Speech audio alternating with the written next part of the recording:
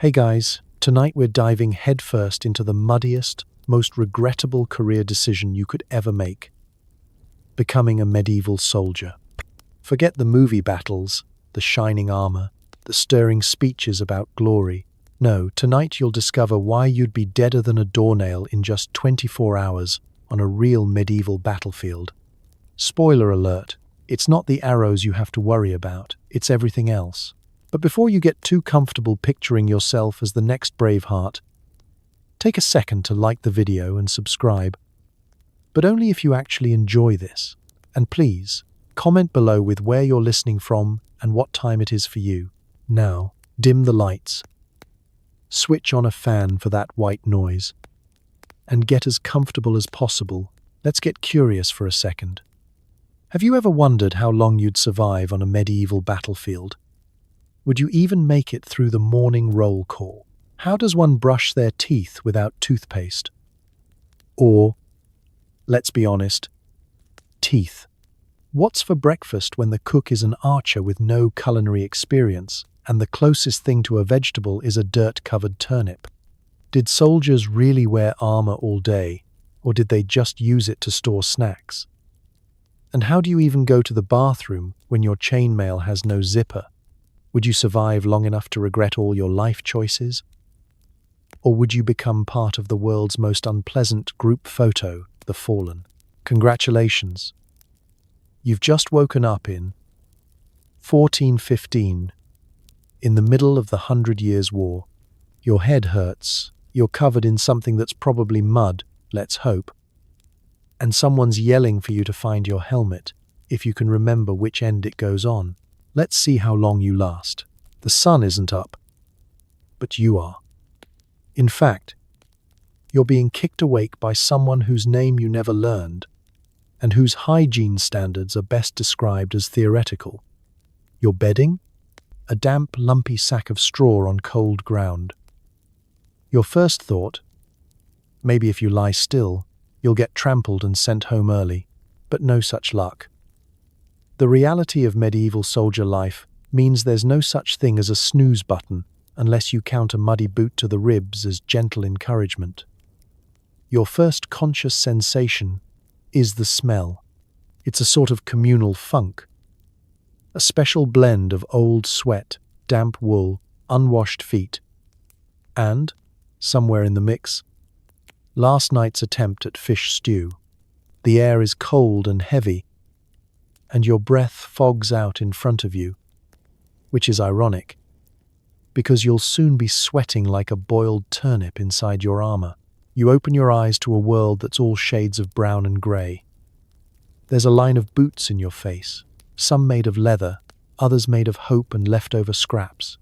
Above you, the flapping canvas of the campaign tent is threatening to let in the drizzle, and beside you, your closest friends and worst enemies. Other men snoring, muttering, and scratching places that should never be scratched in public. Someone singing, or maybe crying. It's still dark, so who can say? You try to stretch, but instantly regret it. Your muscles ache from yesterday's march, and your back feels like it spent the night wrestling a bag of rocks, which, in a way, it did. As you sit up, straw clings to your hair and face, and you pull a small beetle out of your collar. Breakfast, if you're desperate. Your neighbor grunts a greeting that might just be a warning. The camaraderie is palpable, like mold on old bread. You're all in this together, but not happily. The sergeant stomps through the tent, bellowing at everyone to rise and shine. There's nothing like the sound of a career yeller first thing in the morning, especially when his breath could stop a charging horse. He reminds you that any soldier who isn't up in 10 seconds will be volunteered for latrine duty, which is, in medieval terms, a fate worse than death. You leap up so fast you nearly pull something important. Now comes the ritual of finding your gear. In the dim light, you rummage through a pile of belongings that all look identical, because medieval fashion is 99% earth tones and 1% suspicious stains. Your boots are damp. Your socks, if you're lucky enough to have them, are crusty. Your tunic smells like every mistake you've ever made. Somewhere, your helmet is being used as a makeshift chamber pot by someone who lost a bet. The first real challenge of the day is putting on your clothes without stepping in anything living, steaming, or moving. Lice and fleas are an accepted part of the uniform. If you complain, you get assigned to pick them out of the sergeant's beard, a task rumored to be fatal. You make do, layering wool over linen and topping it off with the fashion-forward look of whatever isn't soaked. Outside, it's still barely dawn. The camp is a landscape of sagging tents, muddied footpaths, and the distant, mournful moo of a cow that's smarter than half your regiment. A cold wind slices through your clothes, and you start to miss your childhood bed. Lumpy though it was, at least it didn't move around at night. You join the shuffling line at the water barrel, where you attempt to splash some icy water on your face. It does little to help, but at least it shocks you awake. Someone behind you mumbles about his toe turning black. You nod in sympathy. Even though you're just happy, you still have toes. All around, soldiers are cursing, joking, and inventing new ways to tie their belts, as if it'll somehow make the day less dangerous. You check your kit, eye your fellow survivors, and wonder if today will be the day you finally get promoted, or simply remembered as that guy who always tripped over the firewood. Welcome to dawn in a medieval army. Cold, itchy, grumpy, and guaranteed to make you question every life decision that brought you here. And the worst part? This is the easiest part of your day. Congratulations, you've survived the night. Now it's time for breakfast. A bowl of congealed porridge with the nutritional value of a doorstop, and possibly a side of dried peas that double as projectile weapons when morale gets low. You eat fast, because someone else's fleas are already trying to relocate. Breakfast in a medieval army camp is not a meal. It's a daily battle in its own right. Forget everything you've ever known about breakfast being the most important meal of the day. In the 14th century, it's more like the most forgettable meal of your life, with an aftertaste that haunts you until the next ration arrives. Usually cold, late, and with bonus texture. The camp cook, a man who last washed his hands during the reign of a different king, stands behind a bubbling cauldron. He's armed with a wooden ladle, a 1,000-yard stare, and a deep suspicion of anything resembling seasoning. You shuffle forward in line, bowl in hand, trying not to make eye contact. He slops a ladle of greyish porridge into your bowl, and it lands with the sound of a wet sock hitting a stone wall. If you're lucky, there's a glob of lard melting on top for flavour. You look down.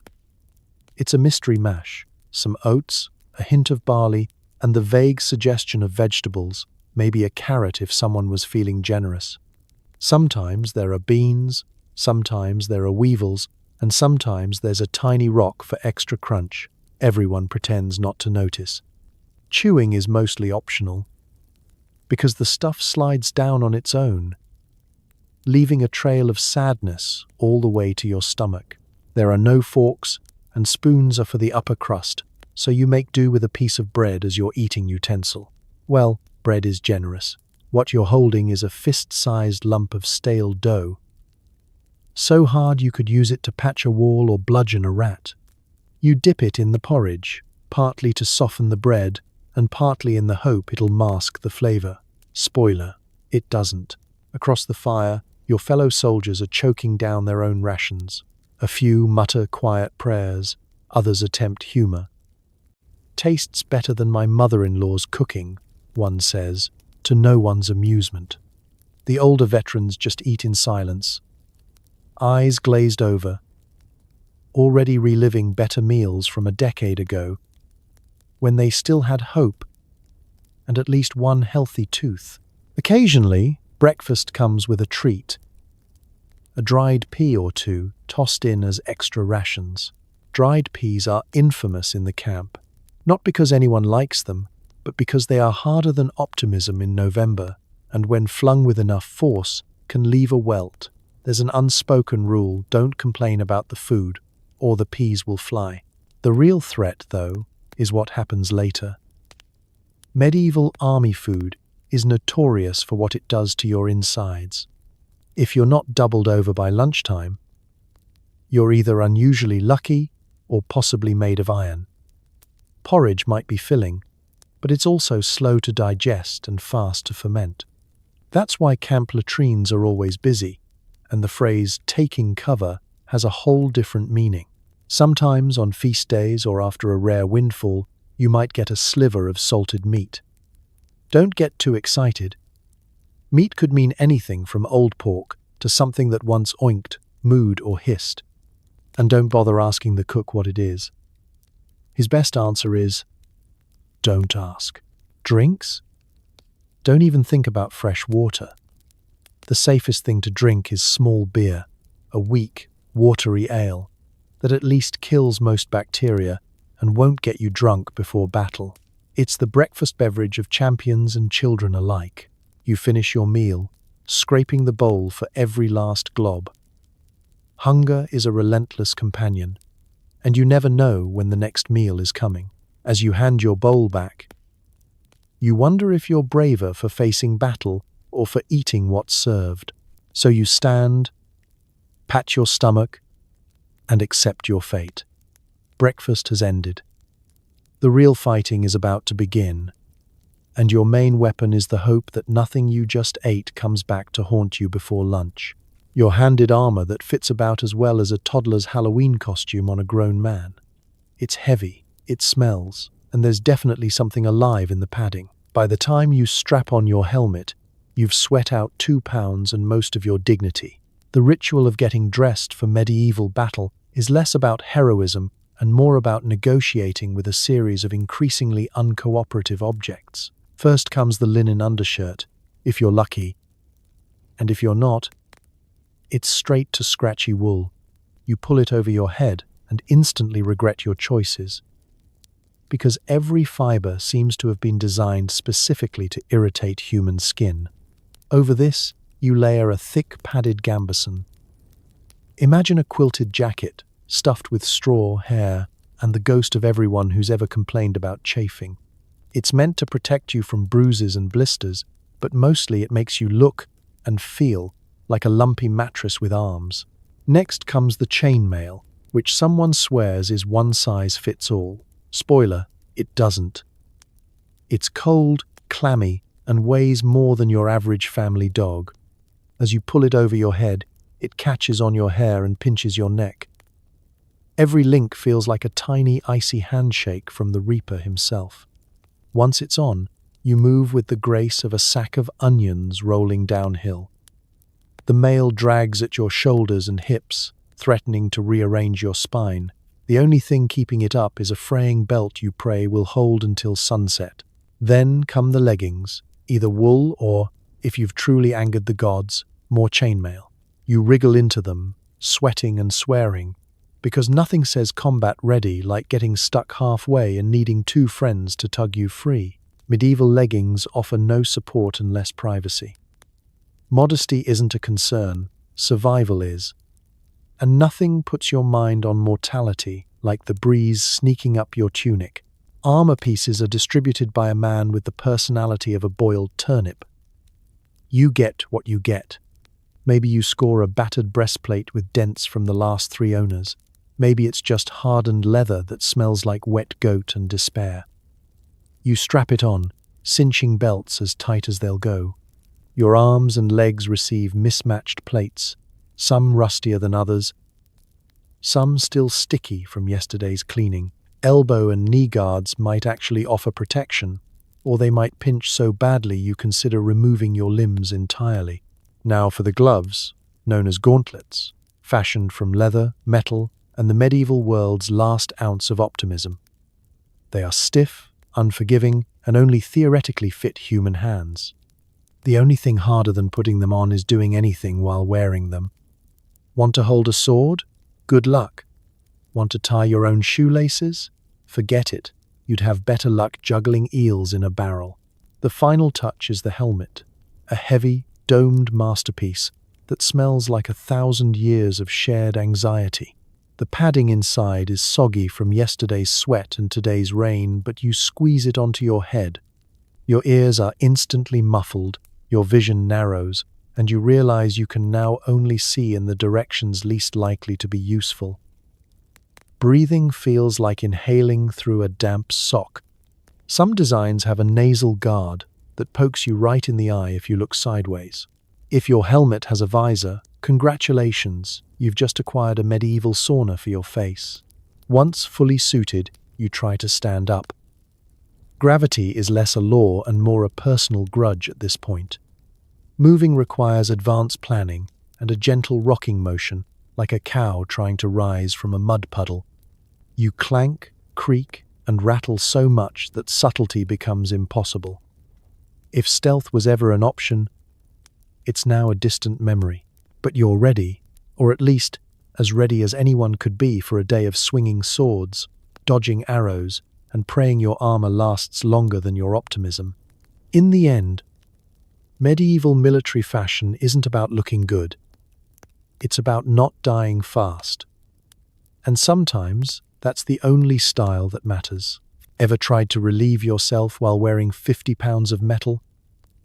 Welcome to a squatting contest with your own bladder. The latrine is a pit with a plank, surrounded by men who pretend not to watch, but definitely judge your technique. In the glamorous world of medieval soldiery, there's one inescapable truth. What goes in must eventually come out. And that's when things get complicated. For a start, nobody built these camps with privacy in mind. The closest thing you'll find to a bathroom is a hole in the ground, maybe with a rough plank to balance on, maybe just a particularly muddy patch behind some tents. If you're lucky, someone has thrown up a makeshift canvas curtain. If you're not, your only audience is the curious camp dog and whatever passed for hygiene standards in the 15th century. Let's talk logistics. Medieval armor is not designed with bathroom breaks in mind. The first hurdle is simply getting out of your layers. You fumble with buckles, untie leather straps, and wriggle out of your gambeson. Meanwhile, the pressure in your bladder grows more urgent by the second. The chainmail, once again, does you no favors. It hangs, heavy and uncooperative, right where you need the most access. There is no quick release. There's just determination, cold air, and a prayer that nothing gets caught in the process. If you're a new recruit, your first trip to the latrine is a kind of rite of passage, a humiliating, public reminder that in medieval life, dignity is the first casualty. The old hands know all the tricks. They've learned which bush hides the best, where the wind won't turn your business into a social event, and how to drop trousers fast enough to beat the rush. The veterans have also developed a sixth sense for when the latrine is least crowded, which usually means right after dawn or in the rain. The latrine itself? It's a pit, dug by the least fortunate soldiers on the first day of camp. There's a plank across it, worn smooth by thousands of nervous backsides. The smell could drop a grown man at 10 paces. It's a complex aroma of rotting food, ammonia, and a hint of despair. Think farmyard meets roadside diner restroom after a summer festival. There are no amenities. Toilet paper is a future dream. If you're lucky, there might be a bundle of leaves, a ragged scrap of linen, or a handful of moss. If you're unlucky, it's your hand. Either way, you're going to be washing up in a cold stream later, assuming you survive the trip without losing your balance and plunging in head first. And then there's the social angle. Men gather nearby, pretending not to listen, telling stories or making jokes at the expense of anyone who fumbles or takes too long. It's the medieval equivalent of the high school locker room, only muddier and somehow more traumatic. You try not to think about the fact that the officer who yelled at you yesterday is now sitting 3 feet away, grunting in rhythm to the chorus of flatulent misery. Every embarrassing noise is amplified by the quiet morning air. Sometimes, during a siege or long march, there's not even a pit. You're forced to make do behind a bush, a wagon, Or, if you're truly unlucky, just your own shadow. The real risk isn't embarrassment, but speed. Taking too long could mean missing breakfast, getting left behind, or worst of all, being caught mid-squat by a patrol or the enemy's arrow volley. More than one poor soul has met their end with their trousers around their ankles, which isn't exactly the heroic saga you once sung about in the tavern. As you finish your business, you stand, adjust what little remains of your dignity, and make your way back to camp. You know you'll be back soon, thanks to the breakfast you just ate. But for now, you chalk up another hard-won victory. Surviving medieval soldier life means mastering the bathroom break. Awkward, humiliating, but absolutely essential. And remember, if you can handle this, you can handle anything the day throws at you, probably. You'd like to freshen up before battle, but the best you can do is rinse your mouth with watered-down ale and hope whatever's living in there is on your side. Toothaches are so common, you start to wonder if they're just a normal part of military service. In the medieval army, oral hygiene is a concept as distant as a hot shower or a functioning HR department. You wake up with your teeth feeling like they've been sanded with gravel and then coated in old cheese. There's no toothbrush waiting on your battered wooden crate, and definitely no toothpaste. In fact, the only toothpaste most soldiers know is a vague memory of their grandmother chewing a mint leaf once, long ago, before the last crusade. If you ask around, the advice for freshening your breath is simple. Drink more ale. Ale, it turns out, is the medieval multi-tool. It hydrates you, feeds you, numbs the pain, and, allegedly, makes your mouth less deadly to small animals. Unfortunately, it doesn't do much for the film of misery clinging to your teeth after days of stale bread, tough meat, and yesterday's bean surprise. The only thing sharper than your hunger is the crust of food stuck between your molars. You consider rinsing your mouth out with water, but everyone knows what's in the water, all the things that shouldn't be. Besides, using precious water for your mouth is a luxury reserved for nobles, lunatics, and the hopelessly optimistic. Most men just gnaw on a twig, snap it into a makeshift brush, and scrape off whatever they can. If you're lucky, you find a bit of sage or mint and pretend you've discovered modern dentistry. Spoiler, you haven't. Let's talk about dental pain. You've heard of the knight's curse, that persistent throb that starts in your jaw and radiates to your soul. The army is filled with grown men whimpering like children every time a cold wind hits a cavity. Toothaches are so widespread that the medic, also known as the barber surgeon, has developed a special look, equal parts sympathy and dread, every time someone approaches holding their jaw. And what does medieval dentistry offer? Well, if you're lucky, a bit of honey to numb the pain. If you're not, it's the pliers. And by pliers, we mean an iron tool that's also used to fix armor, pull out arrows, and sometimes adjust the wheels on a wagon. There's no anesthesia, no gentle bedside manner. Just two strong friends to hold you down, and a third to make the sign of the cross.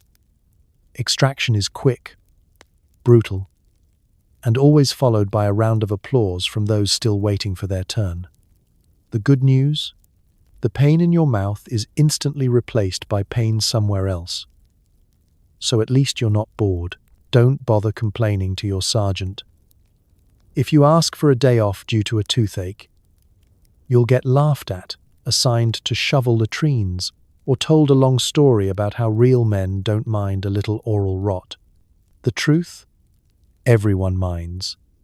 It's just that in a world where wounds, plague, and starvation lurk around every corner, dental misery barely cracks the top 10. It doesn't help that most army food is designed to break teeth, not preserve them. The bread is so hard you could use it as a weapon. Meat comes salted, dried, or both, basically medieval beef jerky with a side of regret. And don't even ask about nuts. The last time someone tried to crack a walnut with their molars, he ended up on soup duty for a month, -2 teeth, and most of his pride. So you swallow your aches with your morning ration and try not to think about how many teeth you started this campaign with versus how many you'll finish with. In the end, your smile becomes a badge of honor, gapped, grimy, and missing a few pieces, but absolutely authentic. After all, nothing says seasoned veteran like a mouthful of medieval memories and the ability to whistle through the gaps. Orders come down to move out, which means hours of tramping through mud, rocks, and whatever's leaking from your neighbor's pack. Every step is a negotiation between your will to live and the developing colony of blisters on your feet.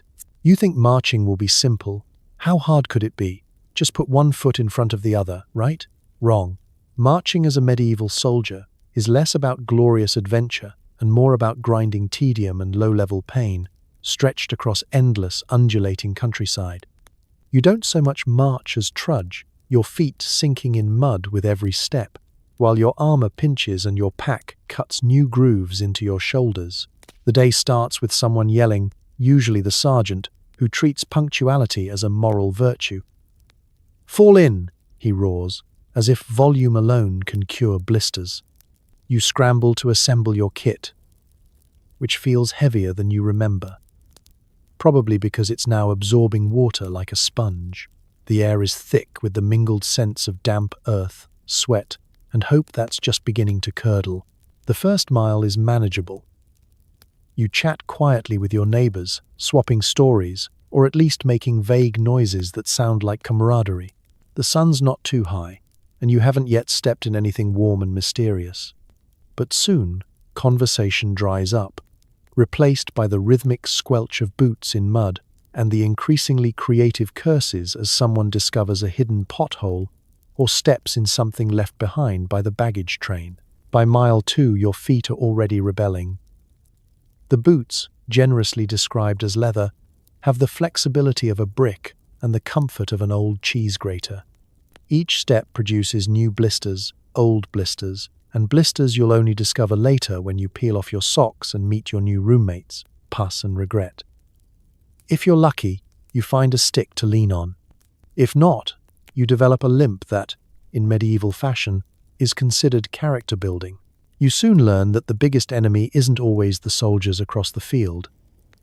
Sometimes, it's the guy in front of you who walks too slow, or the one behind who keeps poking you with his spear by accident.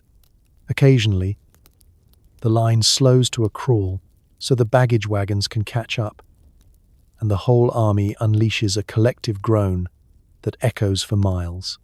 You start to envy the archers, who somehow always manage to snag a ride on a passing cart or sneak off for a scouting mission in the shade. Breaks are rare and usually involve sitting in wet grass while the officers argue about directions. You pull off your boots and stare at your feet, now a mosaic of red, raw, and slightly green patches. Someone offers you a sip of ale. Someone else offers you a complaint about the commander's questionable sense of direction. Both are equally helpful. As the miles tick by, the scenery offers little comfort. It's an endless blur of hedges, muddy ruts, and distant hills that never seem to get closer. If you pass through a village, the locals peer out suspiciously. Sometimes they boo or throw turnips. Turnips being the universal medieval symbol for "get off my lawn." More often they simply stare, no doubt marveling at the parade of mud, noise, and increasingly questionable footwear. Finally, as dusk approaches, the march grinds to a halt. You're ordered to make camp on ground that's either too rocky, too wet, or suspiciously close to a field full of curious cows. You collapse, legs trembling, feet throbbing, sweat chilling on your back.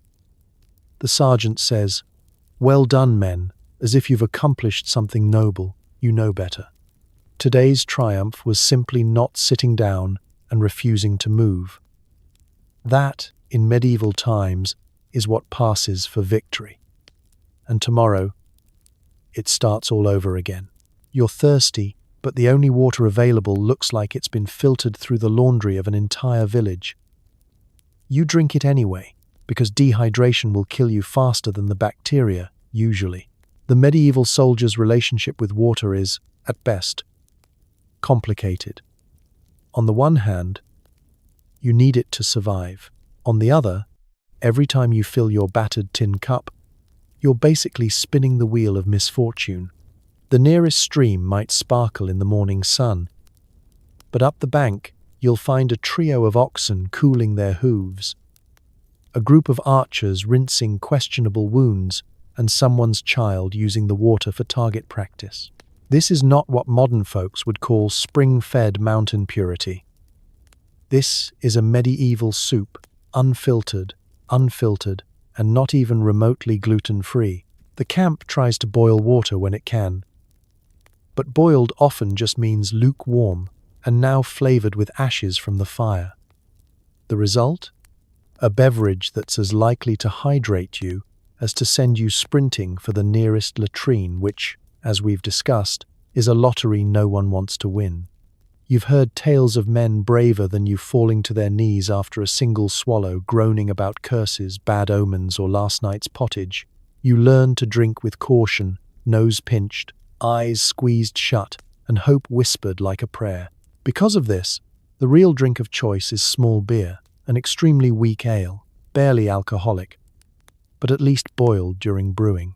This means it's safer, tastes like something, and, best of all, makes you forget about the taste of anything else for a while. Everyone drinks it, soldiers, officers, even children. If you catch someone pouring plain water down their throat, you start planning their funeral, or at least putting in a good word with the camp priest. You've probably never considered yourself a connoisseur of weak beer, but by day 3 in camp, you can distinguish between slightly sour, with notes of turnip, and flat, with hints of mystery grain. In a way, it's a bonding experience. Men gather around the keg, sharing stories, swapping lice, and daring each other to try the water anyway. There's always one guy who boasts he can drink anything. There's also always one guy who spends the next day groaning behind a bush, blaming witchcraft for what is, in reality, just plain old medieval bacteria. Bathing? Don't make everyone laugh. Washing yourself is considered suspiciously luxurious. Any water that isn't drunk or used to stew questionable meat is a commodity too precious to be poured over human skin. Occasionally, someone claims to have washed their feet in a river upstream, and the rest of camp stares at them like they've grown a second head. The general belief is that water is for drinking and dying, not for cleanliness. You wonder, sometimes, how long you'll last before the water does you in. The wise ones say, let the beer settle your stomach and your nerves. The reckless ones drink deep and hope for the best.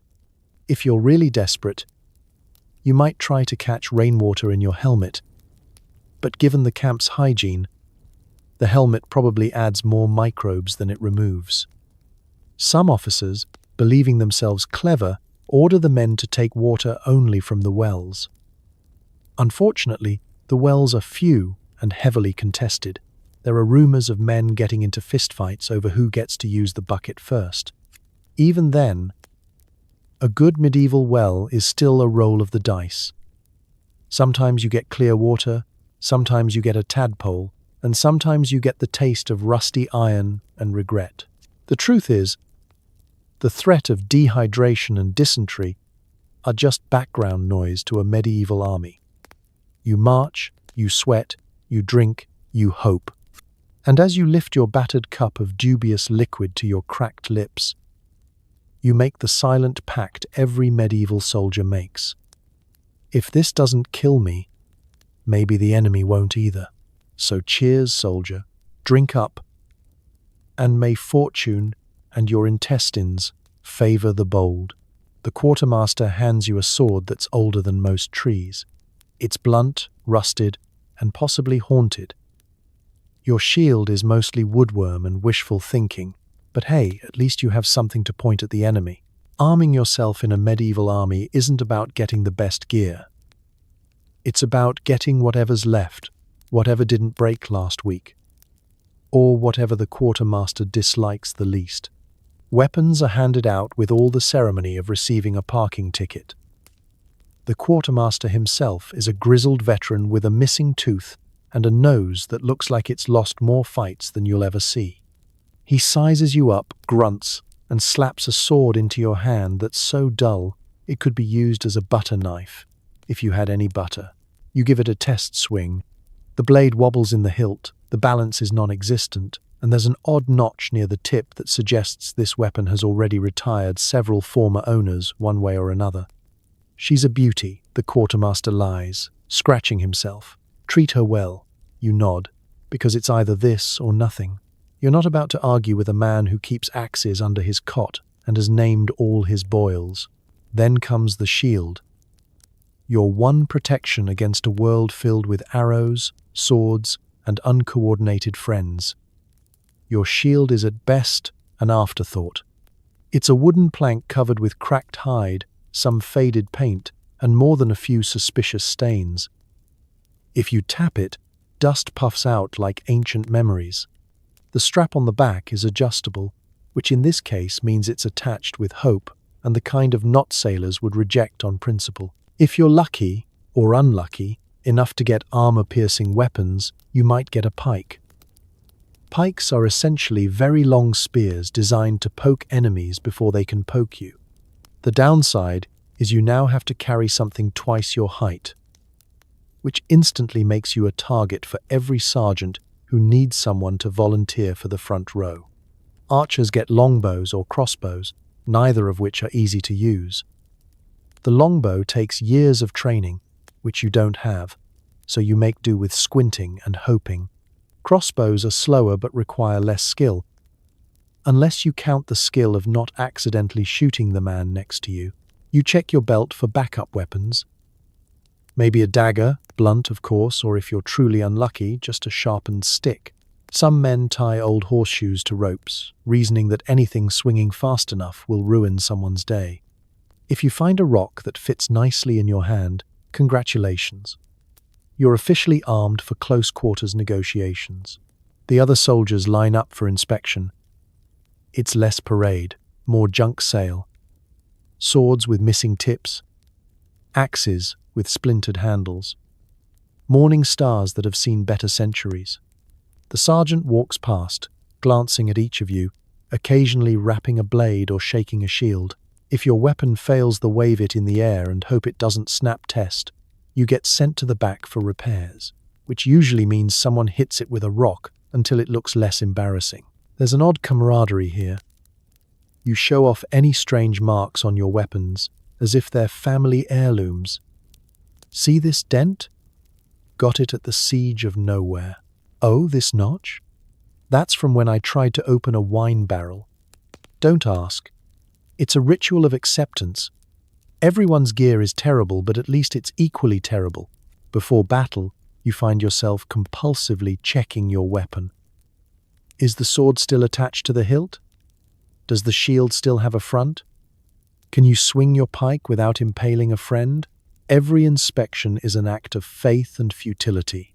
And yet, when you step into line, clutching your battered sword and bug-infested shield, you feel oddly ready.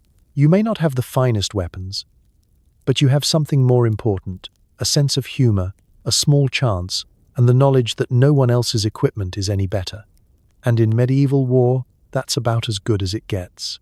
You're herded into formation by a man called Sergeant who yells at everyone, spits when he talks, and might actually enjoy this job. Orders are barked, but nobody can hear them over the collective sighs of despair. If you thought medieval armies were run by noble knights and wise commanders gently guiding their troops, you're about to get a rude awakening, delivered at maximum volume. The medieval military command structure is, in theory, a pyramid of authority and discipline. In practice, it's a tower of noise, confusion, and the inescapable sense that no one actually knows what's happening. At the bottom, there's you, the ordinary soldier. Above you is your corporal, a man whose only real qualification for leadership is that he survived one more march than you did and once killed a rat with a shoe. The corporal's job is to relay orders from the sergeant, check your gear, and blame you for everything that goes wrong. He's part babysitter, part parole officer, and 100% fed up. Then comes the sergeant, one of the most recognizable figures in any camp. You always know where to find him. Just follow the shouting.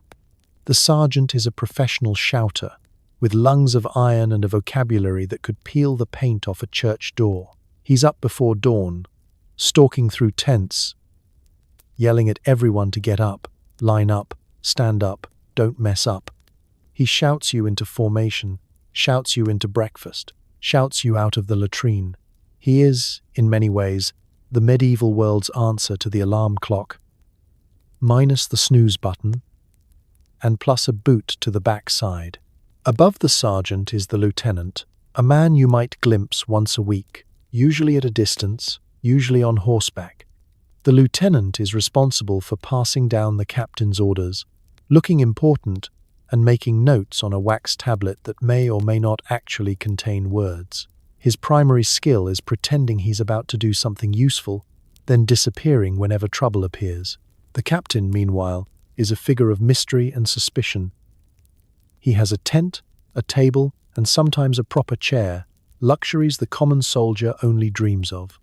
Captains are supposed to plan strategy and lead charges, but most of the time they're busy worrying about supplies, writing letters, or negotiating with other captains about who gets which patch of mud.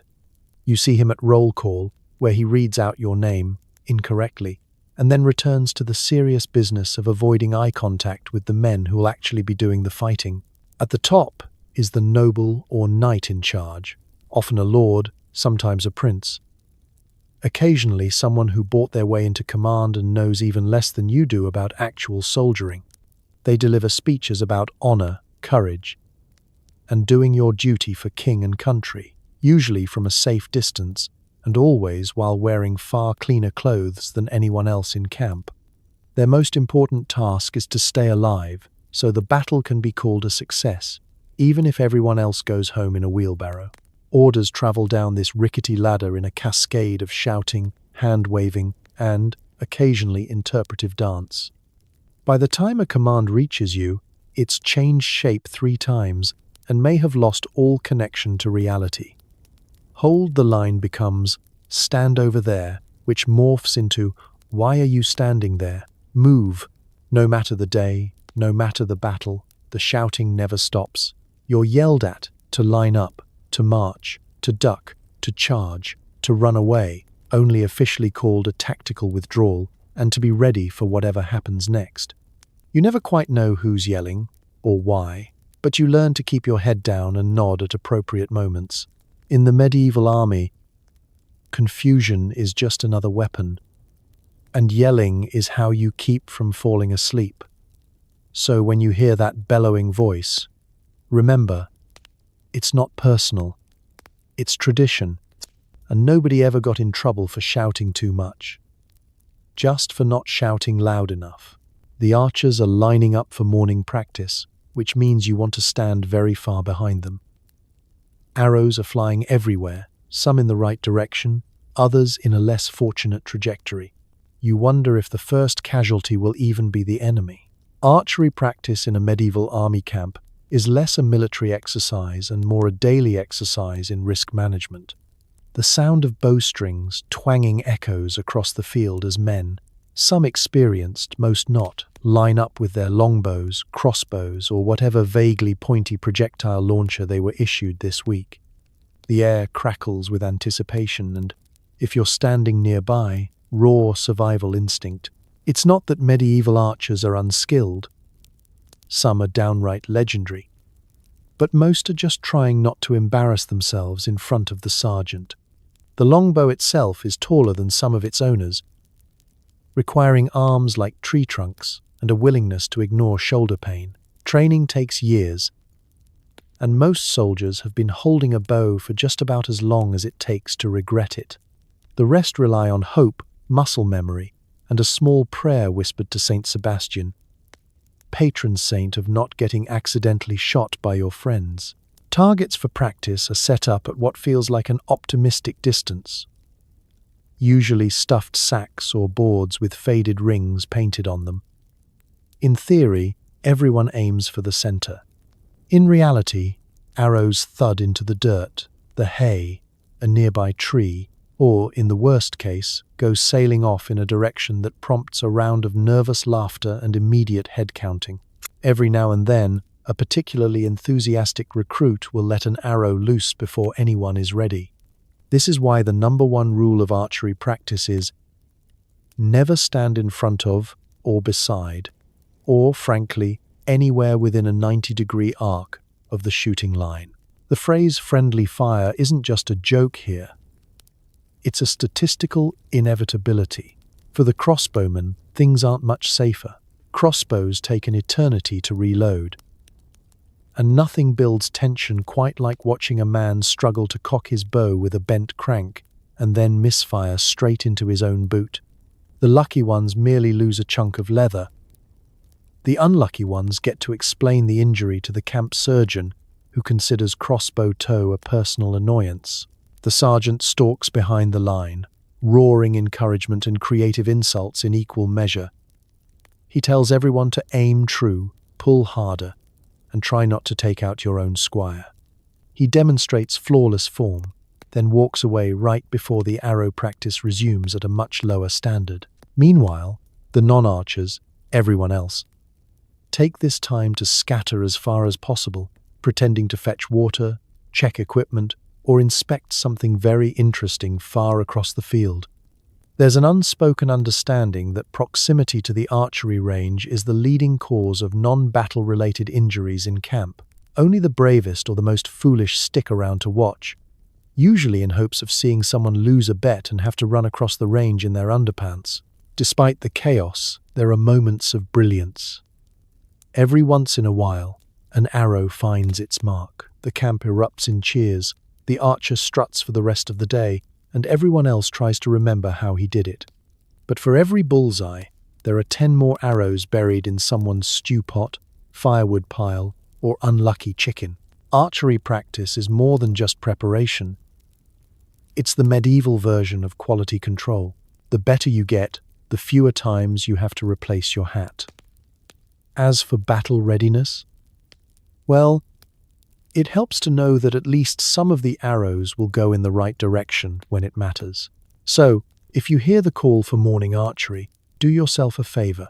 Stay well back, keep your helmet on, and try not to laugh too loudly when someone splits their own arrow, because in the lottery of medieval life, you'd rather not win the arrow roulette. By midday, the camp is a symphony of body odor, damp wool, burning tallow, and the unique aroma of communal foot rot.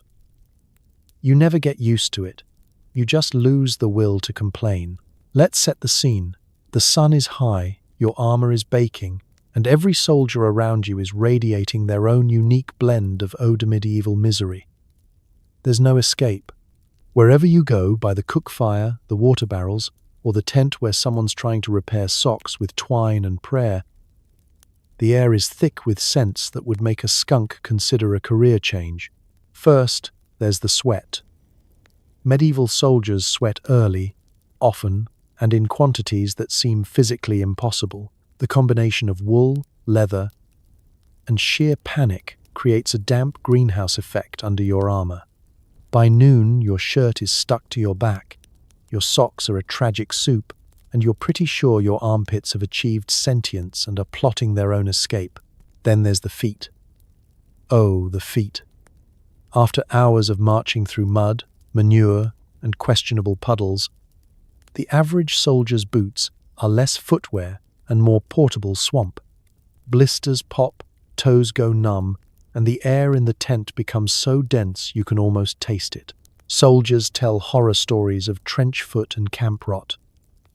But the real horror is when someone takes their boots off and everyone in a 5-yard radius suddenly remembers a pressing engagement elsewhere. Camp life adds its own bouquet. Fires burn day and night. Some for cooking, some just to keep the bugs at bay, and others for the sheer psychological comfort of burning something that isn't your own stuff. The fat used in tallow candles and lamps gives off a smoky, greasy odor, sticking to your clothes and lingering in your hair. The cook's cauldron contributes as well. Onions, old beans, a scrap of meat, all blended into a vapor that's more experiment than meal. Let's not forget the livestock. Most armies travel with a supporting cast of animals: oxen for pulling wagons, horses for the lucky, goats and chickens for food and general annoyance. Each adds its own signature note to the air: earthy, pungent, and impossible to ignore. When the wind changes, you get a fresh wave of barnyard, just in case your nose was starting to recover. And then there's humanity itself. Personal hygiene is more hope than habit. Bathing is rare, only attempted when it rains or someone loses a bet. Lice, fleas, and other companions ensure that everyone is scratching, and the shared blankets are basically biological experiments in progress. A quick splash from the water barrel does little more than rearrange the grime. Sanitation is best described as aspirational. The latrine pits, dug on day 1 and filled by day 3, perfume the air with notes of ammonia, rot, and deep existential regret. Some soldiers joke that the smell keeps the enemy away. Others say it's the smell that makes them consider switching sides. Yet, in a strange way, the stench becomes part of life. Your nose stops protesting and simply gives up, filing for early retirement. You swap jokes about who smells the worst, create contests for most offensive socks, and treat a passing breeze as a minor miracle. The worst smells get blamed on the guy who snores loudest, or on the new recruits who still think soap is an option. In the end, the aroma of medieval warfare is not for the faint of heart or the sensitive of nose. But after a while, the stink isn't a punishment, it's a strange badge of belonging. If you can survive this, you can survive anything. And besides, if everyone smells equally bad, maybe, just maybe, nobody does. So take a deep breath, or don't. Either way, you're living the full sensory experience of history, one whiff at a time. Someone's already sliced their hand open on a sword. So it's time for medieval medicine: dirt, spit, and a bandage that hasn't been washed since last Lent.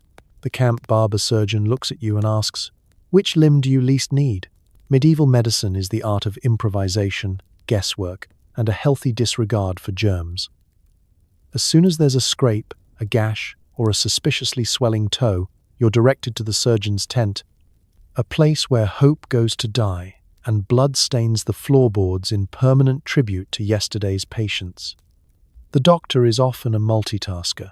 He cuts hair, pulls teeth, lances boils, and, in a real emergency, might even try to read Latin. His only real qualification? He owns a rusty saw. The surgeon's tools are laid out like a sinister buffet. There's a knife, a needle the size of a tent peg, some twine, and a jar of something that might have once been wine. For antiseptic, he recommends prayer. You try not to look at the pile of rags on the corner, the last guy's bandages, now a community resource. Your injury, be it a sliced finger or an arrow in the leg, is met with the same reaction. This'll sting, and sting it does. If you're bleeding, the answer is simple: pressure, prayer, and a rag tied so tight you might never feel your hand again. Wounds are rinsed with water, ale, or, if you're especially unlucky, a swig of whatever the surgeon was drinking. If the cut is deep, he might stitch it. No anesthesia. Just a grim smile and an invitation to bite down on something. Tooth marks on the surgeon's stick are a local legend. Broken bones? You get a splint made from whatever wood is handy and the strict instruction to stop moving. If the bone's poking out, he might try to shove it back in, with predictable results. Dislocated shoulder? Time for the two-man tug-of-war and another prayer. No one's entirely sure what setting a bone means, but everyone agrees it involves more yelling than you'd expect. And infection? Oh, infection is inevitable. There's no concept of sterilization, so wounds fester, swell, and turn exciting colors. The answer is usually more cutting, or, if things get truly dire, amputation.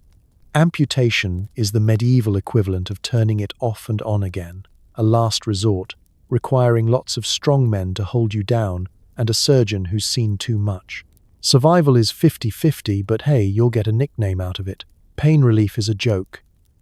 Sometimes there's a bit of poppy syrup or herbal concoction, but mostly it's a swig of ale, a mouthful of leather, and stern instructions not to scream too loud. Soldiers swap horror stories. The guy who survived leeching, the one who passed out from cupping, and the poor soul who sneezed during bloodletting and ended up with an unexpected haircut. If you do recover, congratulations. You're now bandaged, bruised, and even more convinced that the true enemy isn't the French. It's your own immune system. The surgeon waves you away, already eyeing the next unfortunate soul, and you limp back to camp, grateful to be alive, if only temporarily. Medieval medicine is about survival, not comfort. There are no clean sheets, no quiet rooms, no kindly nurse. There's only the surgeon, his tools, and the hope that your next wound will be small enough to handle, and, preferably, someone else's problem. Welcome to First Blood, where the cure is almost as bad as the injury, and complaining is strictly for the living. Soldiers keep themselves entertained with fistfights, friendly wrestling, and throwing rocks at things they shouldn't. Your best bet? Don't make eye contact with anyone holding a stick. Soldiers keep themselves entertained with fistfights, friendly wrestling, and throwing rocks at things they shouldn't. Your best bet? Don't make eye contact with anyone holding a stick. In the medieval army, violence isn't just a job requirement, it's a recreational activity. The day is long, the work is exhausting, and the boredom is deadly. So it's only natural that soldiers turn to the easiest available pastime, beating on each other for fun. In a world where stress relief options are limited and nobody's heard of therapy, sometimes the only thing standing between you and a nervous breakdown is a well-timed headlock. Hazing is practically a rite of passage for new recruits. If you're unlucky enough to look clean, well-fed, or optimistic, you're a prime target. Veterans might welcome you by hiding your boots, spiking your porridge with extra pepper, or worse, something they found behind the latrine, or giving you the classic medieval swirly, dunking your head in a bucket of cold water while everyone laughs. If you protest, congratulations. You've just signed up for round 2. If you think it's all good-natured fun, think again. Fistfights break out over anything, a stolen blanket, a rude joke, or the last scrap of salted meat. Arguments escalate quickly, usually fueled by boredom, cheap ale, and the general irritability that comes from sleeping 6 inches away from someone else's feet.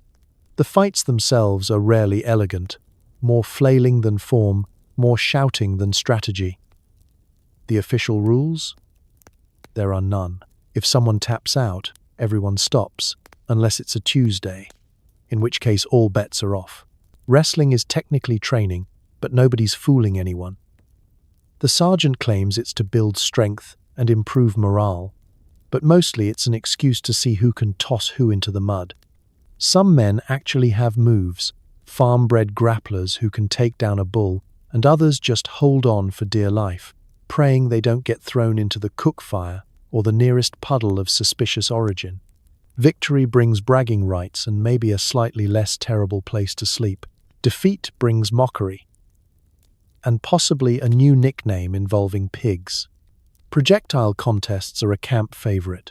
When rocks run out, someone produces a turnip or, in a display of true desperation, yesterday's bread. Targets range from empty helmets to sleeping soldiers, and the line between game and assault is very thin. The reward for a well-aimed throw? Laughter, applause, and the occasional threat of retribution. Miss, and you just volunteered yourself for next time. The officers mostly turn a blind eye, so long as nobody ends up in the surgeon's tent. In fact, Some encourage the roughhousing, reasoning that men who fight each other are less likely to panic in a real battle. This is wishful thinking, but it's easier than coming up with another lecture on discipline. Sometimes, the sergeant himself joins in, usually to restore order by tossing the worst offenders into the nearest horse trough. Injuries happen. Black eyes, bruised ribs, the odd broken nose, but no one complains, at least not loudly. Grievances are settled with another round, or for the especially creative, a prank involving boots and honey. The unwritten rule is simple. If you can walk away, you're fine. If you can't, you're still expected at roll call. By the time lunch arrives, most disputes are forgotten. Men who were at each other's throats an hour ago are now side by side, sharing terrible bread and stories that get wilder with every telling.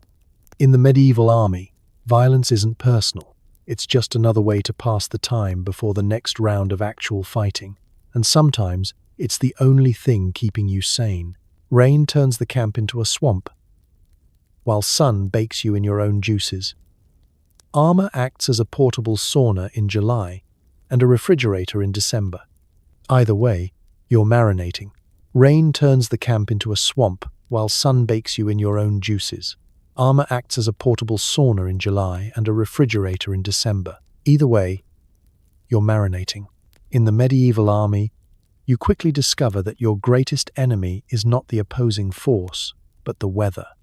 Whatever you imagined about heroic battles is quickly washed away, literally, by the first unexpected storm. Rain is the most reliable companion of the medieval soldier.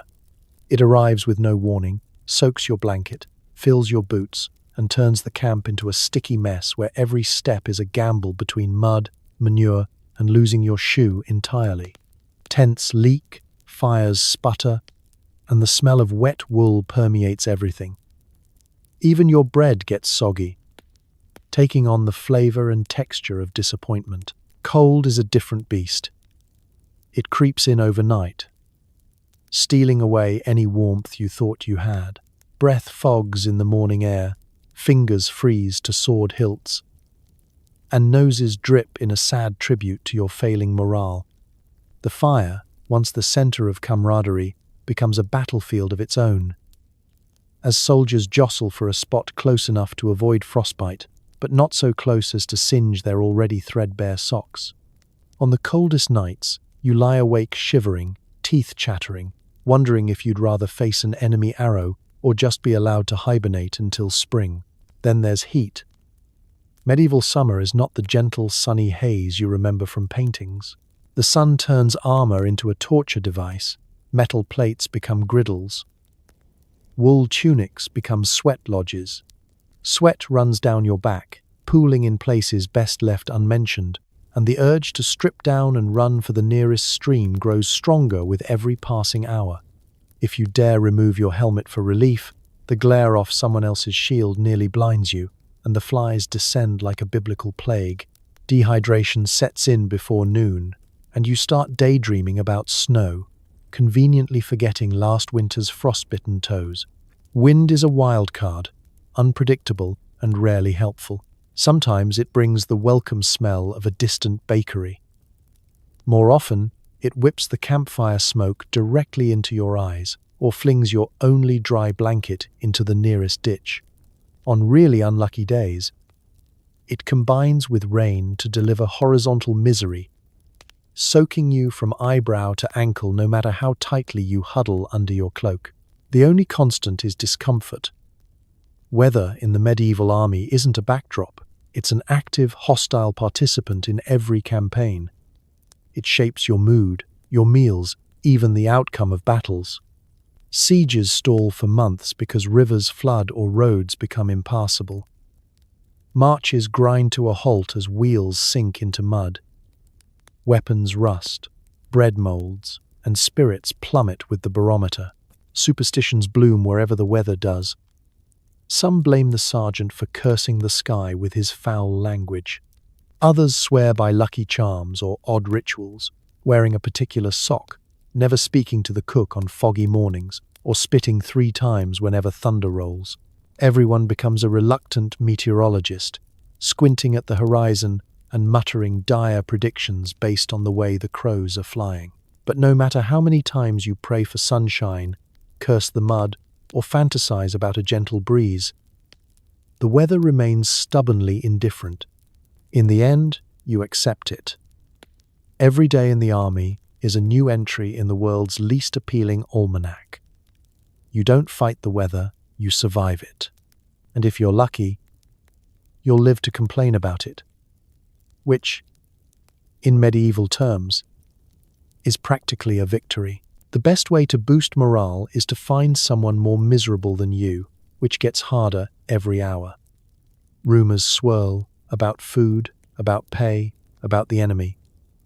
You start to envy the ones who caught dysentery and got sent home. The best way to boost morale is to find someone more miserable than you, which gets harder every hour. Rumors swirl about food, about pay, about the enemy. You start to envy the ones who caught dysentery and got sent home. In the medieval army, high morale is a fantasy usually reserved for songs, speeches, and the rare day someone finds a whole onion in their stew. For everyone else, it's a daily struggle against boredom, fear, homesickness, and the grim realization that you're sharing a tent with 6 grown men who snore like dying donkeys. Most days, morale is something that's talked about only when it's missing. The day starts with complaints. Someone's boots are wet. Someone else's bread is missing. And everyone is convinced the cook is trying to poison them slowly. You try to cheer up by remembering why you joined in the first place. Was it glory? Adventure? Free shoes? Whatever the reason, it fades quickly under the relentless grind of chores, mud, and the sergeant's relentless shouts. Optimism is in as short supply as soap. Rumors are the lifeblood of camp life. Every new whisper spreads faster than a cold. Some claim that reinforcements are coming, just as soon as they finish their breakfast and 3 weeks of unpaid labor. Others say the enemy is starving, or the king himself is about to ride in and save the day. You nod, you hope, but deep down, you know the only thing arriving soon is more rain. The most persistent rumor is about pay, that it's coming, that it's not coming, that it's already been spent by someone in a fancier hat. The only thing more regular than these rumors is the realization that your next coin might be your last. Entertainment is essential, but in short supply. Someone might start a song, but it usually devolves into a contest for who can invent the dirtiest lyrics. There's always the classic guess what animal that smell is game, or bets on how long before the next fight breaks out over bread, boots, or the last drop of ale. Occasionally, an old veteran will tell a story about a battle where everything went right, but even he can't remember if it was real or just a story to keep the new recruits from running away in the night. Homesickness is constant and contagious. Even the toughest men admit to missing home, usually after a few ales or a rough night sleeping in the mud. Letters are rare and precious. When one actually arrives, the entire tent gathers to listen, pretending not to care but secretly hanging on every word about warm fires, fresh bread, and clean water. For a few minutes, everyone remembers what they're fighting for: a return to normal misery, instead of this deluxe package. When morale sinks especially low, the officers get creative. There might be promises of extra rations, an extra hour's rest, or, on rare, blessed days, a bit of real meat. Sometimes there's a contest. Who can tell the best joke? Who can balance a sword on their nose? Or who can imitate the captain's terrible accent without getting caught? It works for a moment, until the next disaster strikes. Through it all, you keep moving, keep laughing, keep complaining, because that's how you survive. If you ever meet someone in camp who's actually cheerful, you assume they've either gone mad or just received a letter from home. In the end, morale in a medieval army isn't about feeling good. It's about not giving up, and as long as you're still here, grumbling with the rest, you count that as a win. When the order to charge finally comes, it's not heroic. It's a clumsy, screaming stampede. You're pushed forward whether you want to be or not, tripping over the fallen, the unlucky, and your own feet. When the order to charge finally comes, it's not heroic. It's a clumsy, screaming stampede. You're pushed forward whether you want to be or not, tripping over the fallen, the unlucky, and your own feet. All the training, marching, and misery have led to this. The moment when your sergeant's bellow becomes the starting gun for utter chaos. You always imagined battle would be organized, maybe even glorious, with knights in shining armor leading the way and everyone knowing exactly what to do. In reality, it's a mass panic. Everyone hoping to get it over with quickly and preferably in one piece. The build-up is tense. The officers gather, trying to look important, while the rest of you steal nervous glances at the enemy across the field. The sun is too bright. Your armor is too heavy.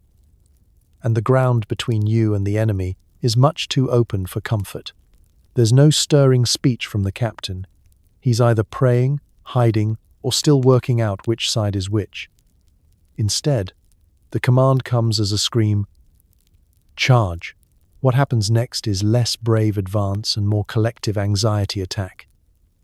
The line surges forward, propelled by the combined energy of terror, momentum, and peer pressure. You're packed in so tight, your only real choice is whether to run or be trampled. Feet slip on mud, shields bang together, and the only music is the cacophony of men yelling, armor rattling, and weapons clanging.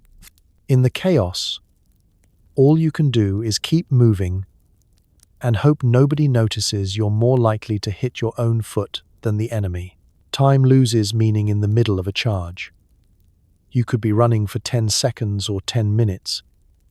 There's no way to tell. The world narrows to the few feet ahead of you, filled with elbows, knees, and the occasional flash of a banner you're supposed to be following but can't see.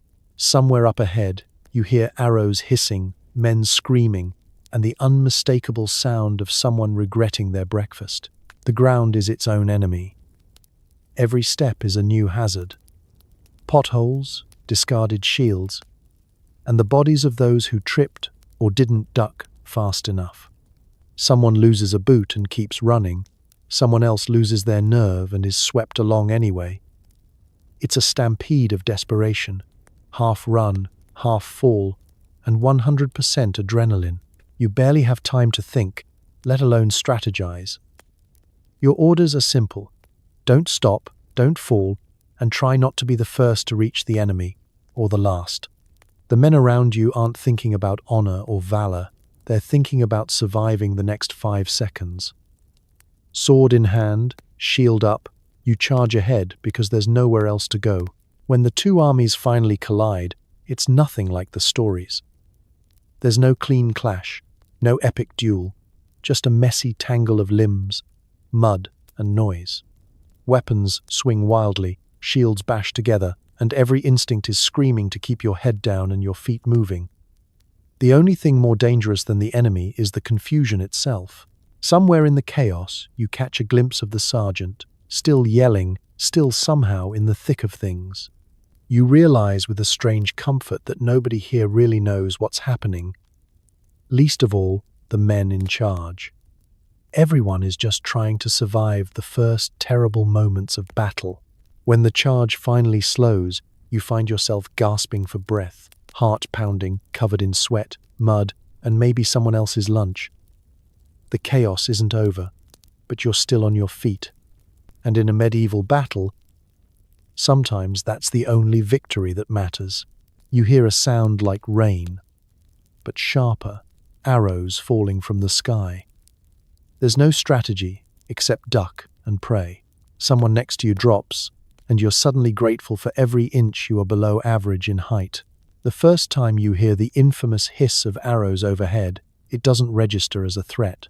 Maybe it's just the wind, you think, or the distant hum of bees, until the first man goes down beside you, clutching a new hole where his luck used to be. Suddenly, every childhood instinct kicks in. You hunch low, raise your shield, if you have one, and think fondly of all those times you considered yourself unlucky to be short. Archers on both sides have been waiting for this moment, standing at the rear and letting fly with a speed and enthusiasm that makes you wonder if they just really dislike everyone else. If you glance up, you might glimpse a black cloud of death arcing gracefully through the sky. It's almost beautiful if you ignore the fact that every glimmering point is headed somewhere dangerously close. Training doesn't prepare you for the feeling of being a human target. Your sergeant yells something about, "Keep moving," and shields up, but it's hard to obey orders when your main instinct is to dig a hole and hide in it until next week. You crouch as low as your armor allows, pressing in behind your neighbors and trying to become as unremarkable as possible. In a medieval army, the nail that sticks out is the first to be hammered, and arrows don't discriminate. There's a strange intimacy in shared danger. Nobody cares about rank, pay, or whose socks smell the worst. Everyone is equal under the rain of arrows, equally terrified, equally desperate, equally wet, thanks to the sudden urge to relieve yourself. Your world shrinks to the muddy patch beneath your knees, and the hope that the next volley finds someone, anyone, else. It's not just the arrows you worry about, it's where they land. The best-case scenario is they sink harmlessly into the ground, quivering like overcooked noodles. The worst case is a scream from someone up ahead, or the sickening thud of iron meeting flesh. Sometimes, an arrow glances off armor and ricochets into someone's face. Sometimes it gets stuck in a shield, and the owner spends the rest of the battle looking like a particularly unlucky hedgehog. The lucky ones have proper shields or helmets. The less fortunate make do with whatever they can find, a plank of wood, a pot lid, or sheer optimism. You cling to whatever you have, head tucked, listening to the world turn into chaos. The veteran next to you mutters prayers to every saint he can remember. The recruit on your other side tries to sing a song, his voice cracking with every fresh volley. Eventually, the arrows slow. Maybe the enemy is running low, or maybe they just want to see what's left standing. You risk a glance upward. The air seems to clear, the hissing fades, and life returns to something like normal. You check yourself for wounds, pat down your friends, and feel a strange surge of relief. A feeling that, against the odds, you're still here. But you know this isn't the last volley. In medieval war, arrows come and go like bad weather. All you can do is duck, hope, and remember that sometimes luck is the best armor you've got. And as you straighten up, blinking through sweat and fear, you start to understand why the poets never write songs about the guys in the second row. Close combat is less about skill and more about swinging wildly and trying not to scream louder than your neighbor. The stench of sweat and fear is overwhelming, and the ground is suddenly a lot slipperier. Close combat is less about skill and more about swinging wildly and trying not to scream louder than your neighbor. The stench of sweat and fear is overwhelming, and the ground is suddenly a lot slipperier. You always imagined a duel, one-on-one, the clash of blades, perhaps some witty banter before the decisive blow. In reality, the hand-to-hand fighting of a medieval battlefield is chaos at its most undignified. The moment the lines crash together, all organization vanishes. There is no room for elegance, only for survival. You can barely tell friend from foe, and there's a strong chance the next person who hits you is actually on your side. You grip your weapon so tight your knuckles ache, someone's shield bashes into your ribs, a helmeted head slams your arm, and your sword feels suddenly heavier than it did in camp. Every swing is wild and desperate, more likely to hit mud or shield than actual flesh. You're shoulder to shoulder with 100 others, so packed in that you can feel the shudder of every impact down the line. The noise is incredible. Clanging metal, muffled grunts, howls of pain, shouts for help, all blend together into one overwhelming roar. The sergeant's voice is lost in the madness. If he's yelling orders, you can't hear them. You focus on not falling down, because in this mess, going to ground is a death sentence. The unlucky trip over a body, a rock, or their own feet, and vanish under the surge of boots and blades. Visibility is a sick joke. Sweat stings your eyes. Someone's blood spatters your face, yours or theirs, you can't be sure. The air is thick with dust, kicked up by dozens of stamping feet. Mud cakes your boots, then gets slicked by the mess of spilled life. For a moment, you lose your grip and nearly drop your sword. Panic flares. You fumble it back just in time as a spear glances off your shield with enough force to numb your arm. Strategy goes out the window. You're not aiming, you're reacting. If it moves, you try to hit it.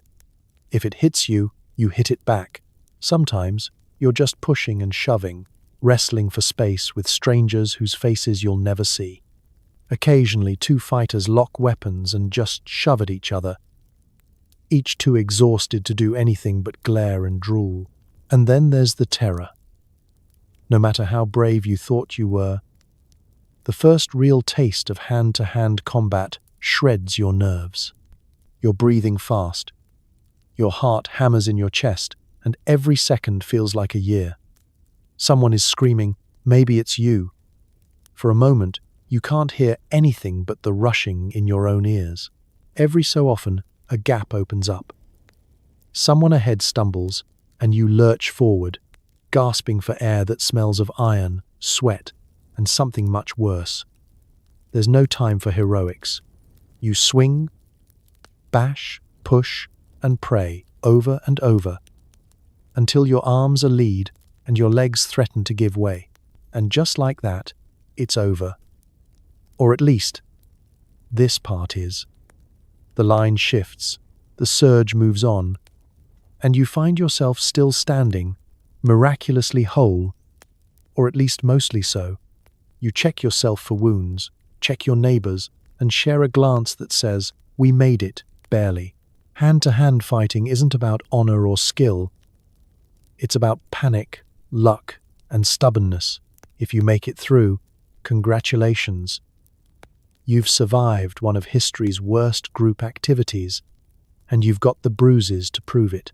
If your armor doesn't protect you from the enemy, it might just finish you off itself. Helmets slip, breastplates pinch, and a sudden trip can leave you flailing like a tipped turtle. Medieval armor looks heroic in paintings, but in real life, it's mostly a series of engineering challenges that test your patience, flexibility, and will to remain clothed in public. The first and most obvious problem is the weight. Steel plate is heavy. If you're wearing the full suit, it can weigh up to 60 pounds, more if you've made poor choices in the armory line. Chainmail is a bit lighter, but it still drags on your shoulders like a guilt trip from your mother. Heat is your first real foe. Under the summer sun, metal armor turns into a personal oven. The padding underneath, meant to prevent chafing and bruises, just soaks up your sweat and holds it against your skin like a warm, wet towel that never dries. Within minutes of marching or fighting, your body is working overtime to avoid bursting into flames.